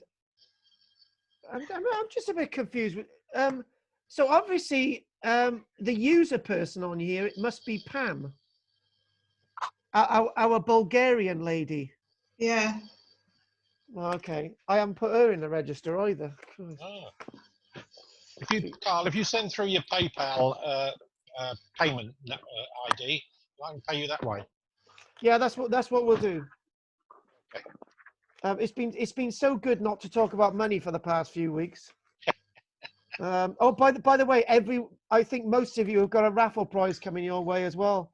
Ooh. Yes, I could do with some hand cream. I'm running out. Yeah, Yeah. yeah. Or hand sanitizer. Yeah. Hand sanitizer. Yeah, that's a good one. Or in this with this good weather with a nice shopping line, washing line. Yeah. Oh, no, I'll tell you where Dennis Stores is, and you can go over his place and rob his house. He's got a few, I think. Yeah, well, Dennis, I gotta be honest with you, Dennis is a bit strange. Did you see Did you see the 5 images of him in the last newsletter? Yes, yes. And Dennis said to me, he said, "You know that photograph of me with a mop, trying to mop the top of the cupboard?" He said, "I wasn't doing that. I was trying to get a pillow down for Rosamond." He loved them. He loved those images. It's just like Dennis has become famous. Or infamous. Infamous Dennis. Dennis is known as Dirty Dennis in Barry for reasons. We won't ask. But I don't ask Rosamond because her husband's home. Right. So send messages out to anybody when I go round to collect money. I'll drop them off. If you want to email me messages for anyone. Oh, that's not a bad idea. Sort of. Well, you're getting depressed, then maybe if we send her some letters, maybe she'll cheer up a bit. Terry, for example, yeah. Molly, come on. We are sending stuff out to the post to people. So. But if anybody else wants to contact them, just email me and I'll take the email. Ideal. That's good. Okay. And is that your email address? What I'm going to do, I'm going to write it down, and I'm going to right, Andrea. If you scream it out, right. So it's A at T R E G E A R at me dot UK. So there it is, folks. You lost me already. Oh God, it's the wrong way round. It's A at tregear.me.uk. A at tregear.me.uk. If you want to send messages to anyone, and when I go to better. Drop it off. I'll print it out and drop them off to those that are online. Right, so it's can I just repeat it to you? Look at the screen. Carl, turn it round. You had it the right way before. There. Yeah, that's right. Hang on. Oh, at Tregear. Shut up, Chris. I'm using my schoolmistress voice. Yeah, you did. I was scared. Well, I'm sure Dennis, Kathy, and that would really appreciate a few messages if I print them out. Yeah. Yeah, but you know what Kathy's like? She'll say, "Where's the one from Keith?" I send mine privately to her. If any practice to go out, then I'll drop them off as well, Carl. Does Kathy have an email address? No. Well, she does, but she don't use it. Right. Don't go there. Please don't go there. We've got 15 people out of the 40 getting stuff in the post because most of them have got no computers. Right. It's dreadful, really. They must be so lonely at the moment. I know. I've never been so grateful that I've kept up with technology, you know, ever in my life, because what on earth would we do? You wouldn't have me every week. Yeah. Well, quite. Yeah. Shut up. Sometimes I got words to say to Chris, but she's never on when I want to say them. So when we are ready, I think we can get started again. Right. So what I'll do, I'll send the bank details to you all and the PayPal stuff. If you can get that sorted, so when we get the letters done next week, we know exactly who's what. It's not due until the early part of May. But if you get it out the way, it means it's going to be a lot less hassle for us. So. Is it 48, Carl? 480, yeah, for you, yeah. Yeah, it's 48. 48. Okay. That's for For 8 weeks, isn't it? Is that No, right? no, Or no, 4 no, for weeks? 2 months. 2 months. Yeah, it's 2 That's not months. 8 weeks. No, no. What basically this Oh. the Cathy system was, you pay 6 times a year, amounts of £48, right? Calculating that properly, if you pay on the third week of every month, some months have 5 weeks, some months have 4 weeks. So you'll get weeks that you get 4 free weeks a year. Ooh. So I need to pay you before the 3rd of May, or No, on the 3rd of May. the third week of May. Oh, okay. The third So I week don't of- need to pay anything just yet. No, because I think, Rosamond, you are due. You're due slightly after. You came in the last batch. You're due on the. You come 3 weeks into it, so yours is the following month. Okay, so I don't need to worry about payment at the moment. Yeah, you can if you want, but I'll just give it to Keith. Good. And Paul. Right. Anyone else want to ask anything about that? Because I don't want to talk about money again. No. Good. Okay. No, Okay. Good. a contentious Come on, subject. get on with it. Hey, you're not allowed to say that. Okay. Could I just ask about Howard Carter? How do we know that he didn't set that up and put all those things in there? You said it was all like a bit of a jumble. Right. Okay. I think you can ask. I think It was the all answer. thick dust, wasn't it? What's that? It was all in thick dust, wasn't it? Well, to be honest with you, right? The decaying. Well, okay. Very difficult question. A very awkward question, actually, because the only 1 or 2 cartouches have ever been found on Coptic jars associated with Tutankhamun. Right. That's sort of why it led him to that area where he was buried. The Coptic jars would have held, some of his vital organs. So for him to have faked it, he would have needed to have tracked down everything in Egypt that had a cartouche of King Tutankhamun. He'd have had to have had them intact. He would have had to have put them in there. So it's unlikely. However, everything's buried in. You are right. Everything's buried in thick dust, and there's a bit. There's obviously lots of suspicion that he'd already been in there a little while before, because it's almost as if when the tomb was opened, you'll see it from some of the images coming up. It's almost as if there's bacteria on the walls, as if that bacteria is on the walls, and it's sort of just almost started. How has it started and exacerbated so quickly? So it's likely the seal had been broken by Tutankhamun a few years earlier. Bacteria's gone in there, started to decay things a little bit. And the picture then that we have, it's and the clue is, if this is true, what do you see? I can see wonderful things. Well, hang on a minute, right? How does he know what's in there really? Because he's not going to be able to see much. Yeah. So yes. So let's move away from that. I haven't answered your question. Anyway. So Thanks. No, that it's just I didn't know whether that had been put out there at all. no, it's never been put out there in any lecture I've ever done in this over the past 20 years. Right. So and I'm not being patronising there. I mean it, because nobody's ever mentioned that. Right. So it was just something that came to me then. Right. Yeah. And let's mute you all except for Keith. If you leave, no, you don't have to mute yourself. I mute you, Jane. You can't control me on this one. I tell you what, Jane has a very controlling personality, Keith.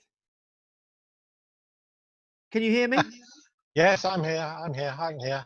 That's what she's there for, isn't it? Yeah, but even when you answer, it's almost as if, well, her husband has actually taken on her name as well. Jane. Yeah, Jane. So there's 2 Janes. Yeah, when I phoned up Jane's house, I said, "Is that you, Jane?" And it's usually Adrian saying, "No, it's Adrian." Yeah. Right. Anyway, enough of the nonsense. Right, Keith. What are you seeing now in front of you? Yep, that's the layout, the plan of the tomb. And you're not seeing much of anybody else. Sorry. Are you seeing anybody else? Yeah, I've got them all down the side. Right. Okay, then that's fine.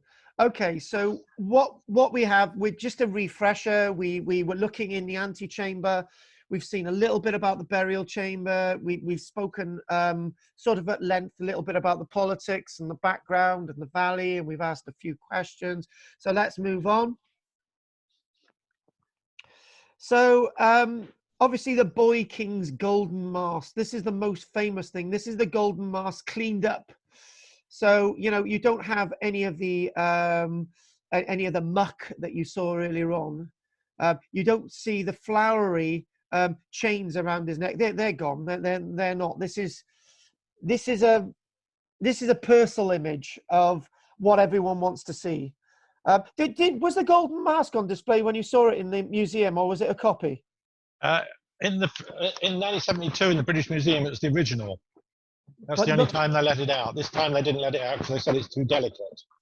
yeah, I would agree. I would agree. Lapis lazuli and all the rest of it on it. So obviously, if anyone wants to put anything down quickly, write anything down for my wrong pronunciations. Love it. That looks really nice. Anyone want to? So we've got the New Kingdom. The dates here. He reigned from 1334 to 1325 BC. I can never pronounce the name of his successor, A or I. His consort, his wife, his half-sister, Antechamber, and obviously 2 daughters. And I believe that the daughters were probably stillborn because they were young, this couple, and it probably had that effect. And also because they were interrelated, it would have been likely that they would have died anyway. And obviously we go back in the dates. He was born in the year 1342. And interesting enough, I've not referred to it today, but if you want to be an expert, you always refer to his tomb as KV62. So when you ever see programs on television, it says at KV32, and you're thinking, what? So anyway, KV62, that's the reference. So obviously, one of the latest KV is the one found in 2008. And again, this map actually, this makes more sense now. So you can understand in the antechamber that these are wheels and with their spokes and bits of chariot and all the rest of it. The chariot yoke there as well. You know, we've got some of his chest, his clothing chest. There's one of his sticks. There's at the top of one of those crooks there. Loads of little chairs. It's being tossed in there. And there, these are the bases of the 2 statues, and it's a bit higgledy-piggledy, to be honest with you. You get the feeling that somebody's been there before. What they have said is that grave robbers did go in there within months of the internment. But then again, you think, well, why didn't they nick anything that was gold? It doesn't make any sense, to be honest with you. No, somebody's rifled through here, and it could have been it could have been Howard Carter before the official opening. And you'll see a little bit more evidence for that. So under the lion bed in the antechamber, again, this is the lion bed. There is one of the statues. So over on the right here is actually the entrance, the sealed entrance into the tomb. And look at these. If we sort of zoom in on this, look at that case there. You can get there in IKEA today. These are and looking at that there, you're thinking there's a little statue poking out of that box. We've got the box and the statues in, and you've got some material and all these other things. And that there, go back to the caption, that there is the ebony and ivory chair which the Boy King used as a child. So what I said at the beginning, what I said at the opening, he's buried with the chapters of his life. You know, you don't get this in modern day society. And this is an interesting image. And why is this an interesting image? There's something missing. Anubis is missing. This photograph was taken after Anubis had been removed. At this stage, the burial chamber, which is this side by here, right? So if we go back at the plan a minute, that there this is where we are now, and there's Anubis, the burial chamber. So to have got into this room in 1923, they must have started taking apart some of the shrines above the sarcophagi which contained Tutankhamun himself. So we go into this room again, back a sort of bit forward again. There it is. And what we then see here is another nice portable shrine, a gold portable shrine. We see the celestial cow, Mehet Weret. And I do apologize for the pronunciation. But three things of interest in here is that you can see on the floor some bulrushes, you see on the floor some of the remains of baskets and stuff. And on the top here, can you see that? There's material on the tops of these chests, which we'll zoom in on. Right. And somebody's had a little look in there because the seals are still intact on this one. Looks like on this one and this one, but on these two in the forefront, the seals are not intact. So it's almost as if somebody's looked in there and said, wow, look at that. Put it back down again. Somebody who's probably gone in there in the dark. You can see all the paraphernalia built up. So I'm giving you clues about something else. We've discussed what there is, but on the walls are not painted either. So this is a rush job. Obviously, his Prime Minister, ARI, he didn't think he was going to die himself anytime soon. He didn't think he was going to give up his tomb for Tutankhamun either. And the other thing as well is, I'm the person who's going to reign after Tutankhamun. I am going to be the one who takes over.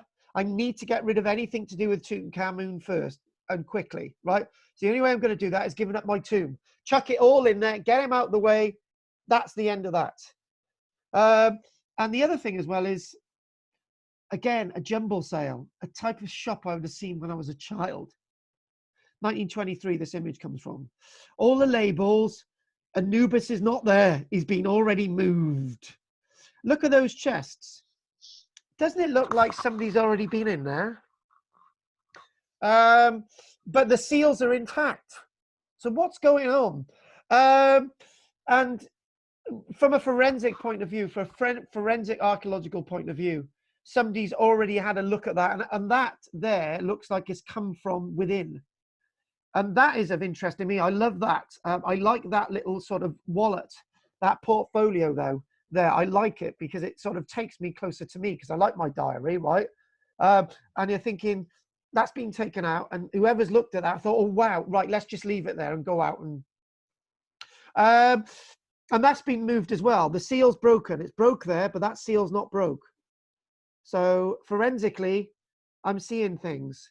Moving on. Love these. Forget about the conspiracy theories again. Ornately carved alabaster vases in the back to the antechamber. Right? These are between two of the couches, and these are alabaster. Now, if anyone knows what alabaster is, it's not pottery, right? It's stone. It's a very soft stone. Now, I'm a bit remiss, and I apologize. I don't know if these are actually hollow, right? If they were, the hollowness doesn't go that deep. And what we have, hang on a minute. I've lost my screen a minute. Right, I'm back again. What we have is these being carved out of solid stone. Look at the ornateness there. Mm. You couldn't have carried these by the handles. You'd have had to have loved them. And then they're arranged on these alabaster stools. Now, you know the person who asked the question about did Howard Carter get all his stuff together and put it in a tomb and then make up the whole thing, right? The answer's got to be no, but something about what you've said intimates what I've been saying about he's already been in here. But to have actually found these somewhere else and taken them into the tomb and faked it, right? They would never have been intact. It's not possible, right? It's just really not possible. I can rule that out completely, that it's been reconstructed.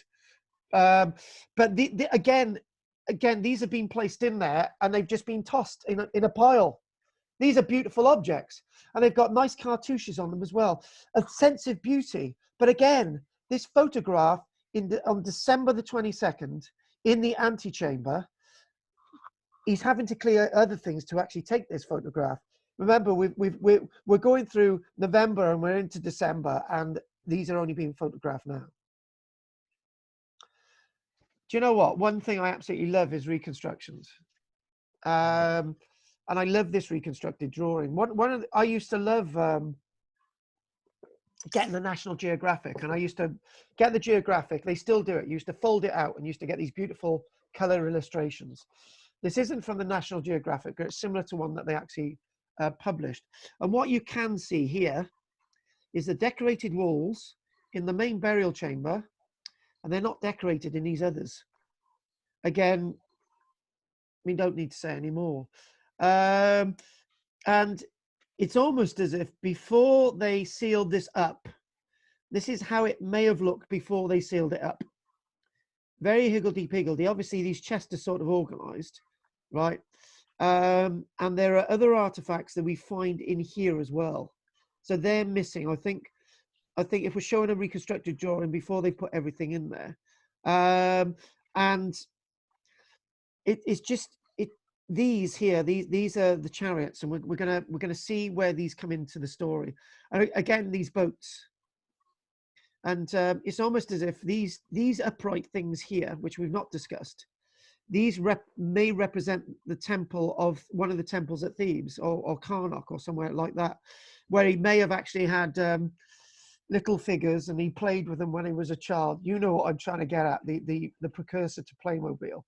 And played with these boats in his bathtub. Again, a plan. The dimensions in this plan are very small. The antechamber is bigger than the burial chamber. You know, the burial chamber is 21 foot in length. The antechamber is just under 27 foot in length. And you're thinking, well, you know, this is really forced. It's really pushed. It's really, you know, there's something going on here. And it said that, so you've got the first sealed door, the second sealed door, and it's believed somewhere around here there's a hole that leads from here into here. I don't really know much about that because it's one of those things that seems to be not discussed. And again, a lot going on in a little space. And it's such a tight space that they can't work on all the artifacts in the tomb itself. And the reason why I showed where the tomb of Seti II was, Sethos II, Sethos is another name for Seti II.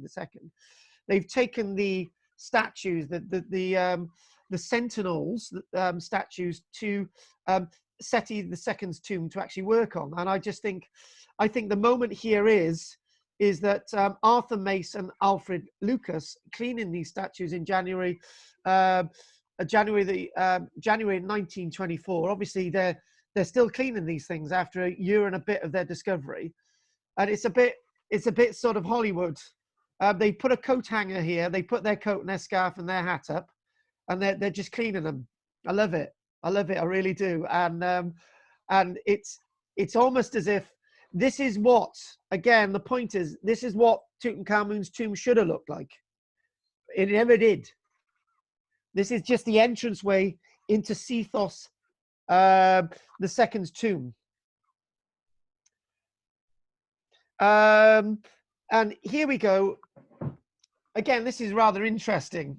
And what is interesting to me is that this is over the course of a year. Everything's been cleared out of the antechamber, and they've also broken into the burial chamber. And you know what? It's still behind him. It's not moved. Howard Carter's just thought, right, excellent. Hiya, Tutankhamun.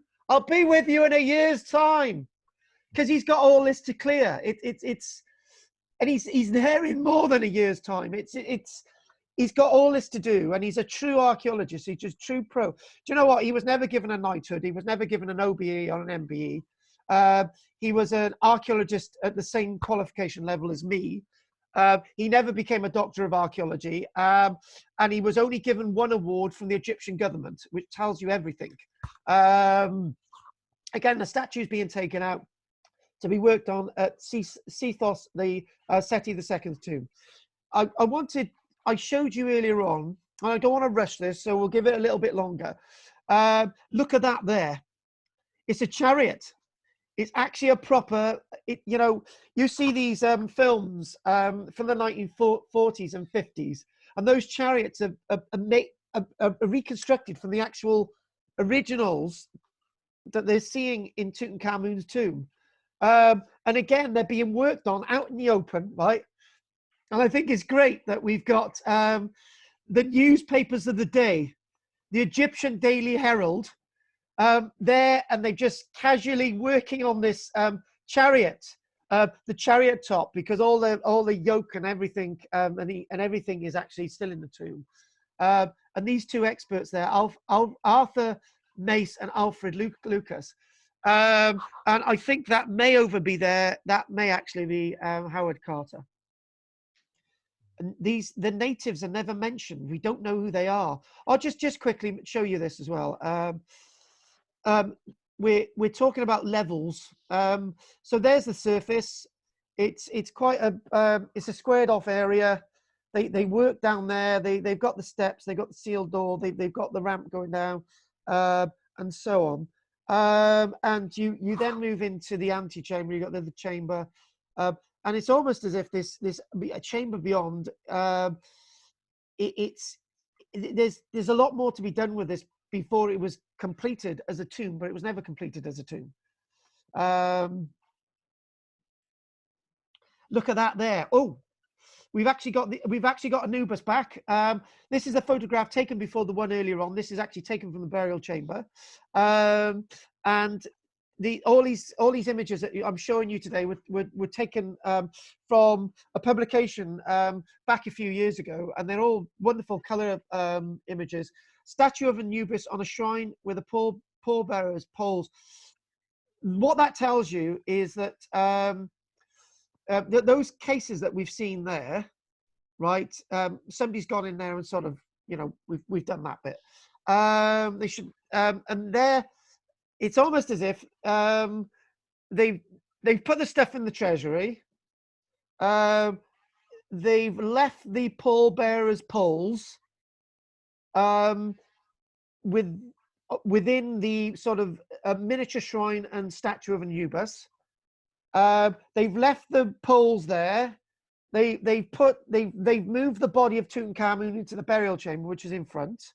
And they put the shrines up, and somebody said, "Oh, actually, you've left the poles in there. Oh, forget about it. You know, that's fine. Just leave them there." It's so lackadaisical. It's not like anything that we would assume would be the tomb of a great king. This little shrine in the background, and it's almost as if you're looking in a basement of a pub, where, you know, it's whitewashed and like, and you're looking at the barrels and the chest of drawers and stuff, and it's been dumped down there. So obviously, the image that we saw earlier on, you can see the golden. You can see the golden. If we go back a minute, we can try and put this in order. I didn't actually. So if we go, you can see this here, right? So this is. It's almost as if this is just before December, and the reason why I say it's just before December. We're looking into the burial chamber. The statues are gone. They're boxed up, and what they're having to do is move. Not only is all this already gone in the earlier image, this here, they're having to rip open part of the lintel, the ceiling lintel, to actually get in there, to actually move the shrines, to actually get the shrines out, because they can't actually get them out. How they got in there in the first place. But this is what they're having to do. There's lots of changes. It looks quite draconian, actually. He's using a crowbar there, and that's Howard Carter. Yeah, I don't want to say any more about that one. But again, these images look really lifelike. And look at the caption as well, quickly. 2 workers. Don't even give them names. Actually, Ali and Mo. yeah, and there's actually, if you squint your eye, there's a 3rd worker there as well.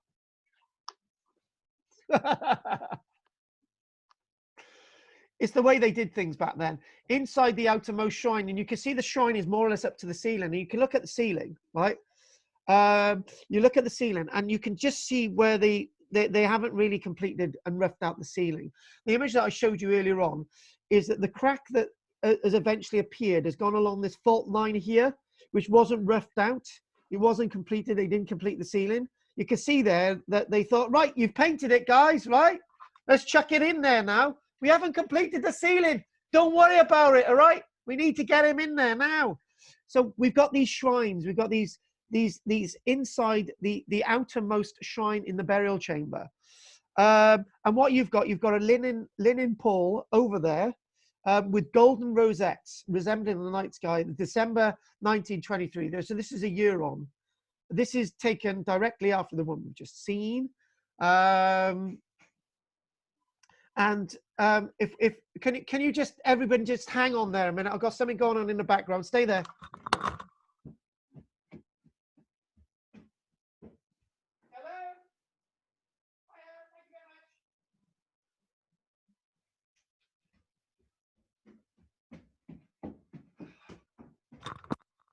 Sorry, that was the Ron to the safety check. Somebody knocking all the doors to make sure we're alive around here. Sorry. So anyway, Bring out your dead. Bring out your dead. I think it's a bit like that. Anyway, bringing out your dead, right? We've got to get to the coffin. Again, another one of these plans that you can see the proportions of everything crammed into the burial chamber. And there they are, rolling back the linen pall, covering the second shrine. And look at these shrines are all really ornate. They've gone through, I couldn't get my mind around this. It's been a shoddy job from day one. But I think the one thing they wanted to get right was actually the shrines and the sarcophagi associated with Tutankhamun. By everything that you've seen, you'd think, oh, they just chuck him in a golden coffin and that's it, right? However, the thing that they've gone through the effort is actually constructing these 5, 6 shrines. And yeah, I can't really say much more than that. And what's going on here is that we've got Carter and Calendine and 2 Egyptian workers carefully dismantling one of the golden shrines within the burial chamber. And you can see there that the reason why they're having to move that lintel is they're having to get this stuff out. It just won't fit through the entrance. But obviously that's all been placed, you know, the whole wall was sort of rendered over and blocked in to create these different rooms. And there's something else to be said about that as well. Again, lots of people liking to make plans. And this is now, I think the interesting tagline is that this is October 1925, 22, 23, 24, 3 years on. Okay. You've actually got Howard Carter examining Tutankhamun's sarcophagus properly in October 1925. This is years after the complex had been discovered and opened. And there was a lot said. There was constant arguments between Howard Carter and the Egyptian government because he no longer had his patron, Lord Carnarvon, who died in 1923 in Cairo. That's part of the curse, whatever, you can read that up yourselves. And there was constant argument. The Egyptian government said, look, we want everything out of there. And he said, no. You know, I've discovered this, I'm doing the work. And the Egyptian government said, actually, we're not really sure that you are responsible for this because we believe it was an intact tomb. And he said, no, it wasn't an intact tomb. Anyway, there was this argument. And the Egyptian government, I think King Faisal turned around and said, actually, let's just give this guy space. And if we give this guy space, we can get the best out of him. And that's what they did. And it was done slowly. And luckily, and that there, you've got a bit of a shroud over, you know, one of the sarcophagus. That's where the golden mask is. So that's being revealed. And Carter and a worker examining the solid gold innermost sarcophagus, October 1925. Again, worker. And enjoying the archaeology as it is, this is definitely an adventure. The golden sarcophagus that you can actually see there, everything removed. And I think somebody commented in the week that they were absolutely appalled by the way everything was removed, other than the body and the golden sarcophagus itself. You know, why everything was taken away and with the way things were done. But at the time, Howard Carter had no choice other than the way he dealt with it. He didn't have a massive team of experts with him because the Egyptian government didn't allow that. He had a few experts with him to do the work. He spent most of the years in the 1920s within the tomb. That's enough to make anyone go doolal. He had his own house. He had his own house nearby as well. And the one thing that can be said is that when his house started to fall apart and went into disrepair, lots of the original glass slides, lots of the original glass negatives associated with some of the photographs we're seeing were actually found buried in the dust and debris of the house of Howard Carter. Ironically, archaeologists excavated it. So an archaeologist's house being excavated, and they found little artifacts that probably actually came from Tutankhamun's tomb as well. So not everything was declared, and some of it ended up in the home of Lord Carnarvon as well. So, so what I'd like to do is I would like to ask if there's any questions of Mo, and then we will look into the face of Tutankhamun himself. So what I'd like to do is unmute all and find out if there are any questions, and then we will look at his face finally. Questions, please. How far is it? I mean, there's thousands of objects in that tomb. They would all have to have been, they would all have to have been brought in. How far is it that they would have had to have been brought? Were they brought from Thebes or something like that? Some of these have come from further on down the Nile. Some have come from Thebes, Cairo, and that's the point. Lots of these objects have come from further afield. Lots of these artifacts have originated from quite a distance. So, you know, I don't think the true analysis of all the artifacts was ever done, because the complete report was never ever published by Howard Carter. He never ever published the final report. So we'll never know the full story of the discovery of the tomb. Anyone else got something to say? Yes. Can you explain exactly what an Anubis is? Anubis is actually, I love Anubis because I've actually got a statue of Anubis in the bedroom. And Anubis is a dog that's got long black pickety up ears, and it's sort of always sort of strident looking at you. And it's actually, Anubis was actually the god of death and burials and ceremony, and he was actually a dog that would roam the cemeteries at night. And I actually used to run a shop years ago, and we actually used to have a statue of Anubis that we put up for sale, and we could never ever sell it. So it ended up living with us, and I haven't been able to get rid of him since. Right, thank you. And I've just realised that the image that I've got for Tutankhamun, the actual face of Tutankhamun, I can't show you at this minute because for some reason I can't find it on my computer. But no doubt I can actually show you that next week. Another question. Coptic jars. What exactly are they? Coptic jars. Coptic jars are. Oh, go on. You've got a Coptic. Have you got a Coptic jar in that book? Well, Have you got the face of Tutankhamun in that book so you can show us all? yeah. Hold on. Do the Coptic jar first. That's the face. That's from the death mask. Yeah. So You see obviously, that? we got that. But actually, the face itself of you know, is Coptic actual jar. mummified face, and then the Coptic jar. Oh, I don't know if it's maybe only black and There white. you go. We've got a Coptic jar there. Where? In front, Chris. Oh. Oh, there you are. Right, okay. Yeah. Chris, Stuck together. Chris has got a Coptic jar, right? That Coptic jar would only be big enough Oh, yeah. for putting a part of somebody's anatomy in. Oh, that's Too one. small, That, too small for me.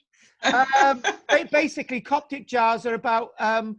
Some can be 5 times larger than that. You would put a liver in it. You would put a heart in it.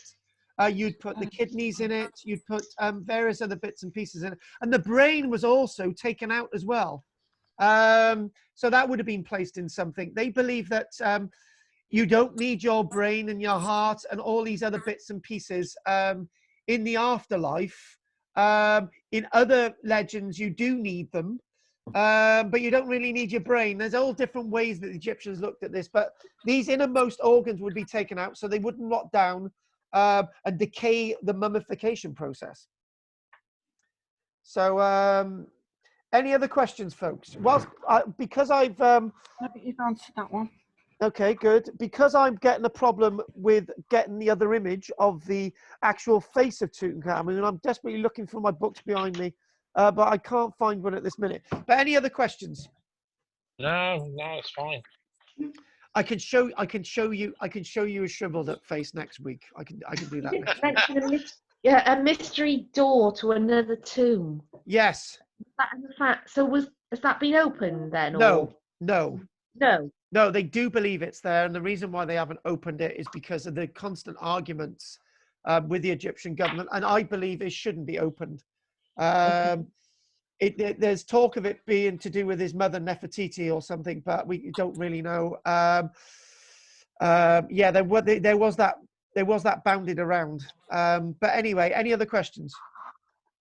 I thought that he succeeded Akhenaten straight away, but on your little chart it said that he succeeded somebody beginning with an N, whose name I can't pronounce. There was actually, that is a really good point. So what we're gonna, I'm gonna go back to that quickly, and we'll go back to that chart quickly, and that's a rather interesting one. There's actually believed a couple of other pharaohs before Tutankhamun. There was a bit of a power struggle. Hang on.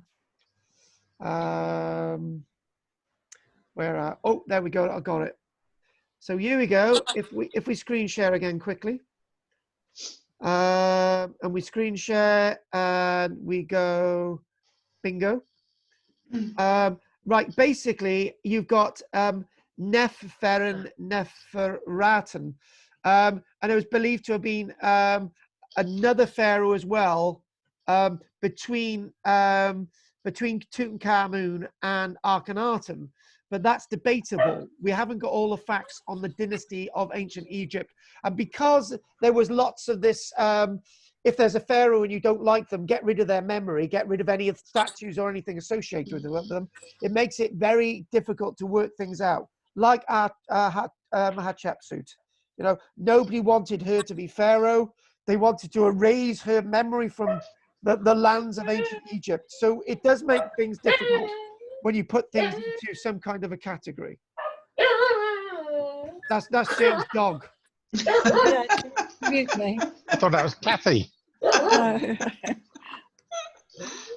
You can't say that. Okay, what I'm going to do, let's have one more question. How old was his wife? Tutankhamun's wife. His wife was probably around the same age. Probably around the same. She had children young, did she?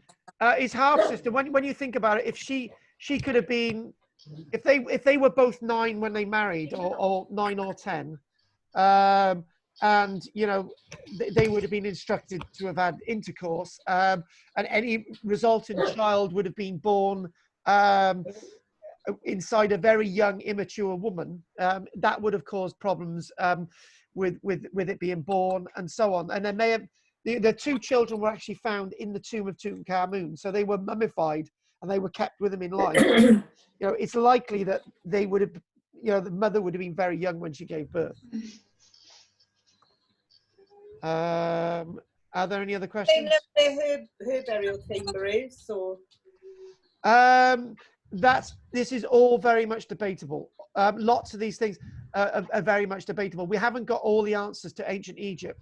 They do occasionally find 1 or 2 pharaohs across Egypt that we don't even know about. So, it was Chris saying about, who was the person before? And we're just thinking, well, if that person was a real pharaoh, or they were half a pharaoh, or we don't know the full story. So what I'm going to say, I will send you these details about the financial side of things. And I obviously, let me know what you want to do next week. But those that haven't replied, we'll send a letter to you in the post. Next week, what are we doing next week? What do you want to hear about next week?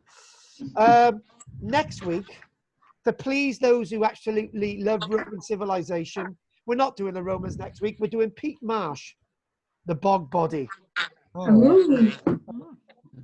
bit of rotting on that one, and the Romans might be mentioned in passing on that one. I have enjoyed teaching you today. I've thoroughly enjoyed your attention. If anyone wants to stay at the end to have a chat with me in the classroom, they may do so. As there's no more questions, have you all enjoyed today? Yes, thank you. I will mention anyone who wants to join us on Saturday who wants to chat about it can do so. But those who are involved in that, you could be getting a link. Anyone interested in next Wednesday can let me know if they're not signed up. Other than that, thank you very much. And those that need to go, Rosamond, Keith, Sue, Jim, Chris, Karen, Andrea, Jane, Pam, and Goff. I will see you all next week. Anyone wants to stay on? Okay, cheerio. Bye. Bye. Bye. Oh, that wore me out. Kathy, can you put the kettle on, please? I want another cup of tea. Oh, has Keith done any washing up? No, he's already left. Do you know what I mean? I'm trying to go, honest. You're trying to go? Who wants a wee? It won't log out. Well, somebody wanted a wee. Why won't that? Bye, everyone. I found the leave button. Bye, Rosamond. Pam's still with us, and Jim is still with us. I've got it. Oh, Andrea, Pam, I'll see you soon. See you Saturday. Bye. Bye then. Bye. Oh, Jim's the only. So you've been left with me, Andrea. Andrea, I've got to go to the next class in Bridgend. I've got to drive there. Okay, so and I've got to pay for the hall now, and I've got to say I got to lock up. So I haven't got long. I've got to get everything to the car. So what do you want, Andrea? Well, down East Orchard Castle. Yes. As you cross over the little bridge. Over the little bridge. And you've got the river in front of you, the big river. Yes. Right. The other side of that river, there's like a brick wall, not brick, a stone wall. Yeah. It looks as though it's been made for some reason. On the opposite side. Yeah. On the directly opposite, not the all the way on the other side. In the river, you've got the river. Yeah. In the embankment of the river, there's like a wall built in there. I know the one. I think that leads to the abutment for the other bridge that went over the River Thor. Right. I think I know the one. And further on, I didn't tell you this, but because it was dodgy. Further on, if you go this side, the side you're on, probably have somebody with you just in case you fall into the river. Further on up, there's big bits of timber sticking out into the mud. Yeah. And I think that's probably something to do with a key or something. Yeah. That's what I thought. And then if you go round, there's like a big stone bridge that's fallen in. Further on, or this? And you follow one river round, because there's three rivers, isn't there? Three. If you follow the middle, it takes you. If you follow that round, there's like a stone pathway that's fallen down across the river, a bridge. Yes, I know the one. But it was this brick wall in the river that I found strange. When we do our little walk there, we'll have a look. The thing is, Andrea, people are suddenly starting to realise that we're not going to be back in a classroom for any time soon. I know, it's a long time yet. And I got to be honest with you. Terry was the one who was really upset, and it was like, if I wanted to give her the truth, I would be saying that you're not going to be out of that house for maybe a year. Well, yeah, So that's what they till there's they can inoculate people. Which yeah, I know they say they're doing it, they're getting it ready now, but I still can't see it, and I'm not sure I would trust it anyway. I don't trust it either. Something which hasn't been tested properly, I wouldn't be happy. No, I'm not happy either.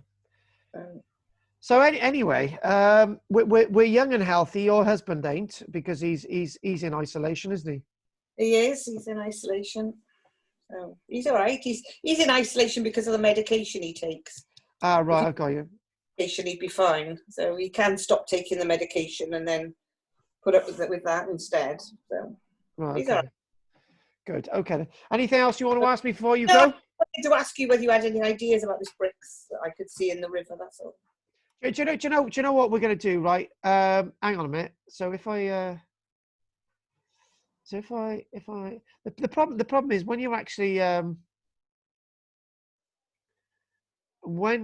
can't seem to get off, and I would have showed you. I could have shown you a map, you see, and we could have looked at the River Thor area. Oh, don't worry, we could do that again. Look, anyway, what I'll do, I'll see you. Are you joining us on Saturday? No. No, I'm not. I need my rest. When a couple of hours I get to myself. So do I. All right then. I'll see you next week. Yeah, okay. As I say, he's been very good today. He's let me listen to all of it. So. Oh, that's good. Take care. Look after yourself. Bye. Bye-bye. Thanks, Andrea. Bye. Bye-bye. Bye-bye.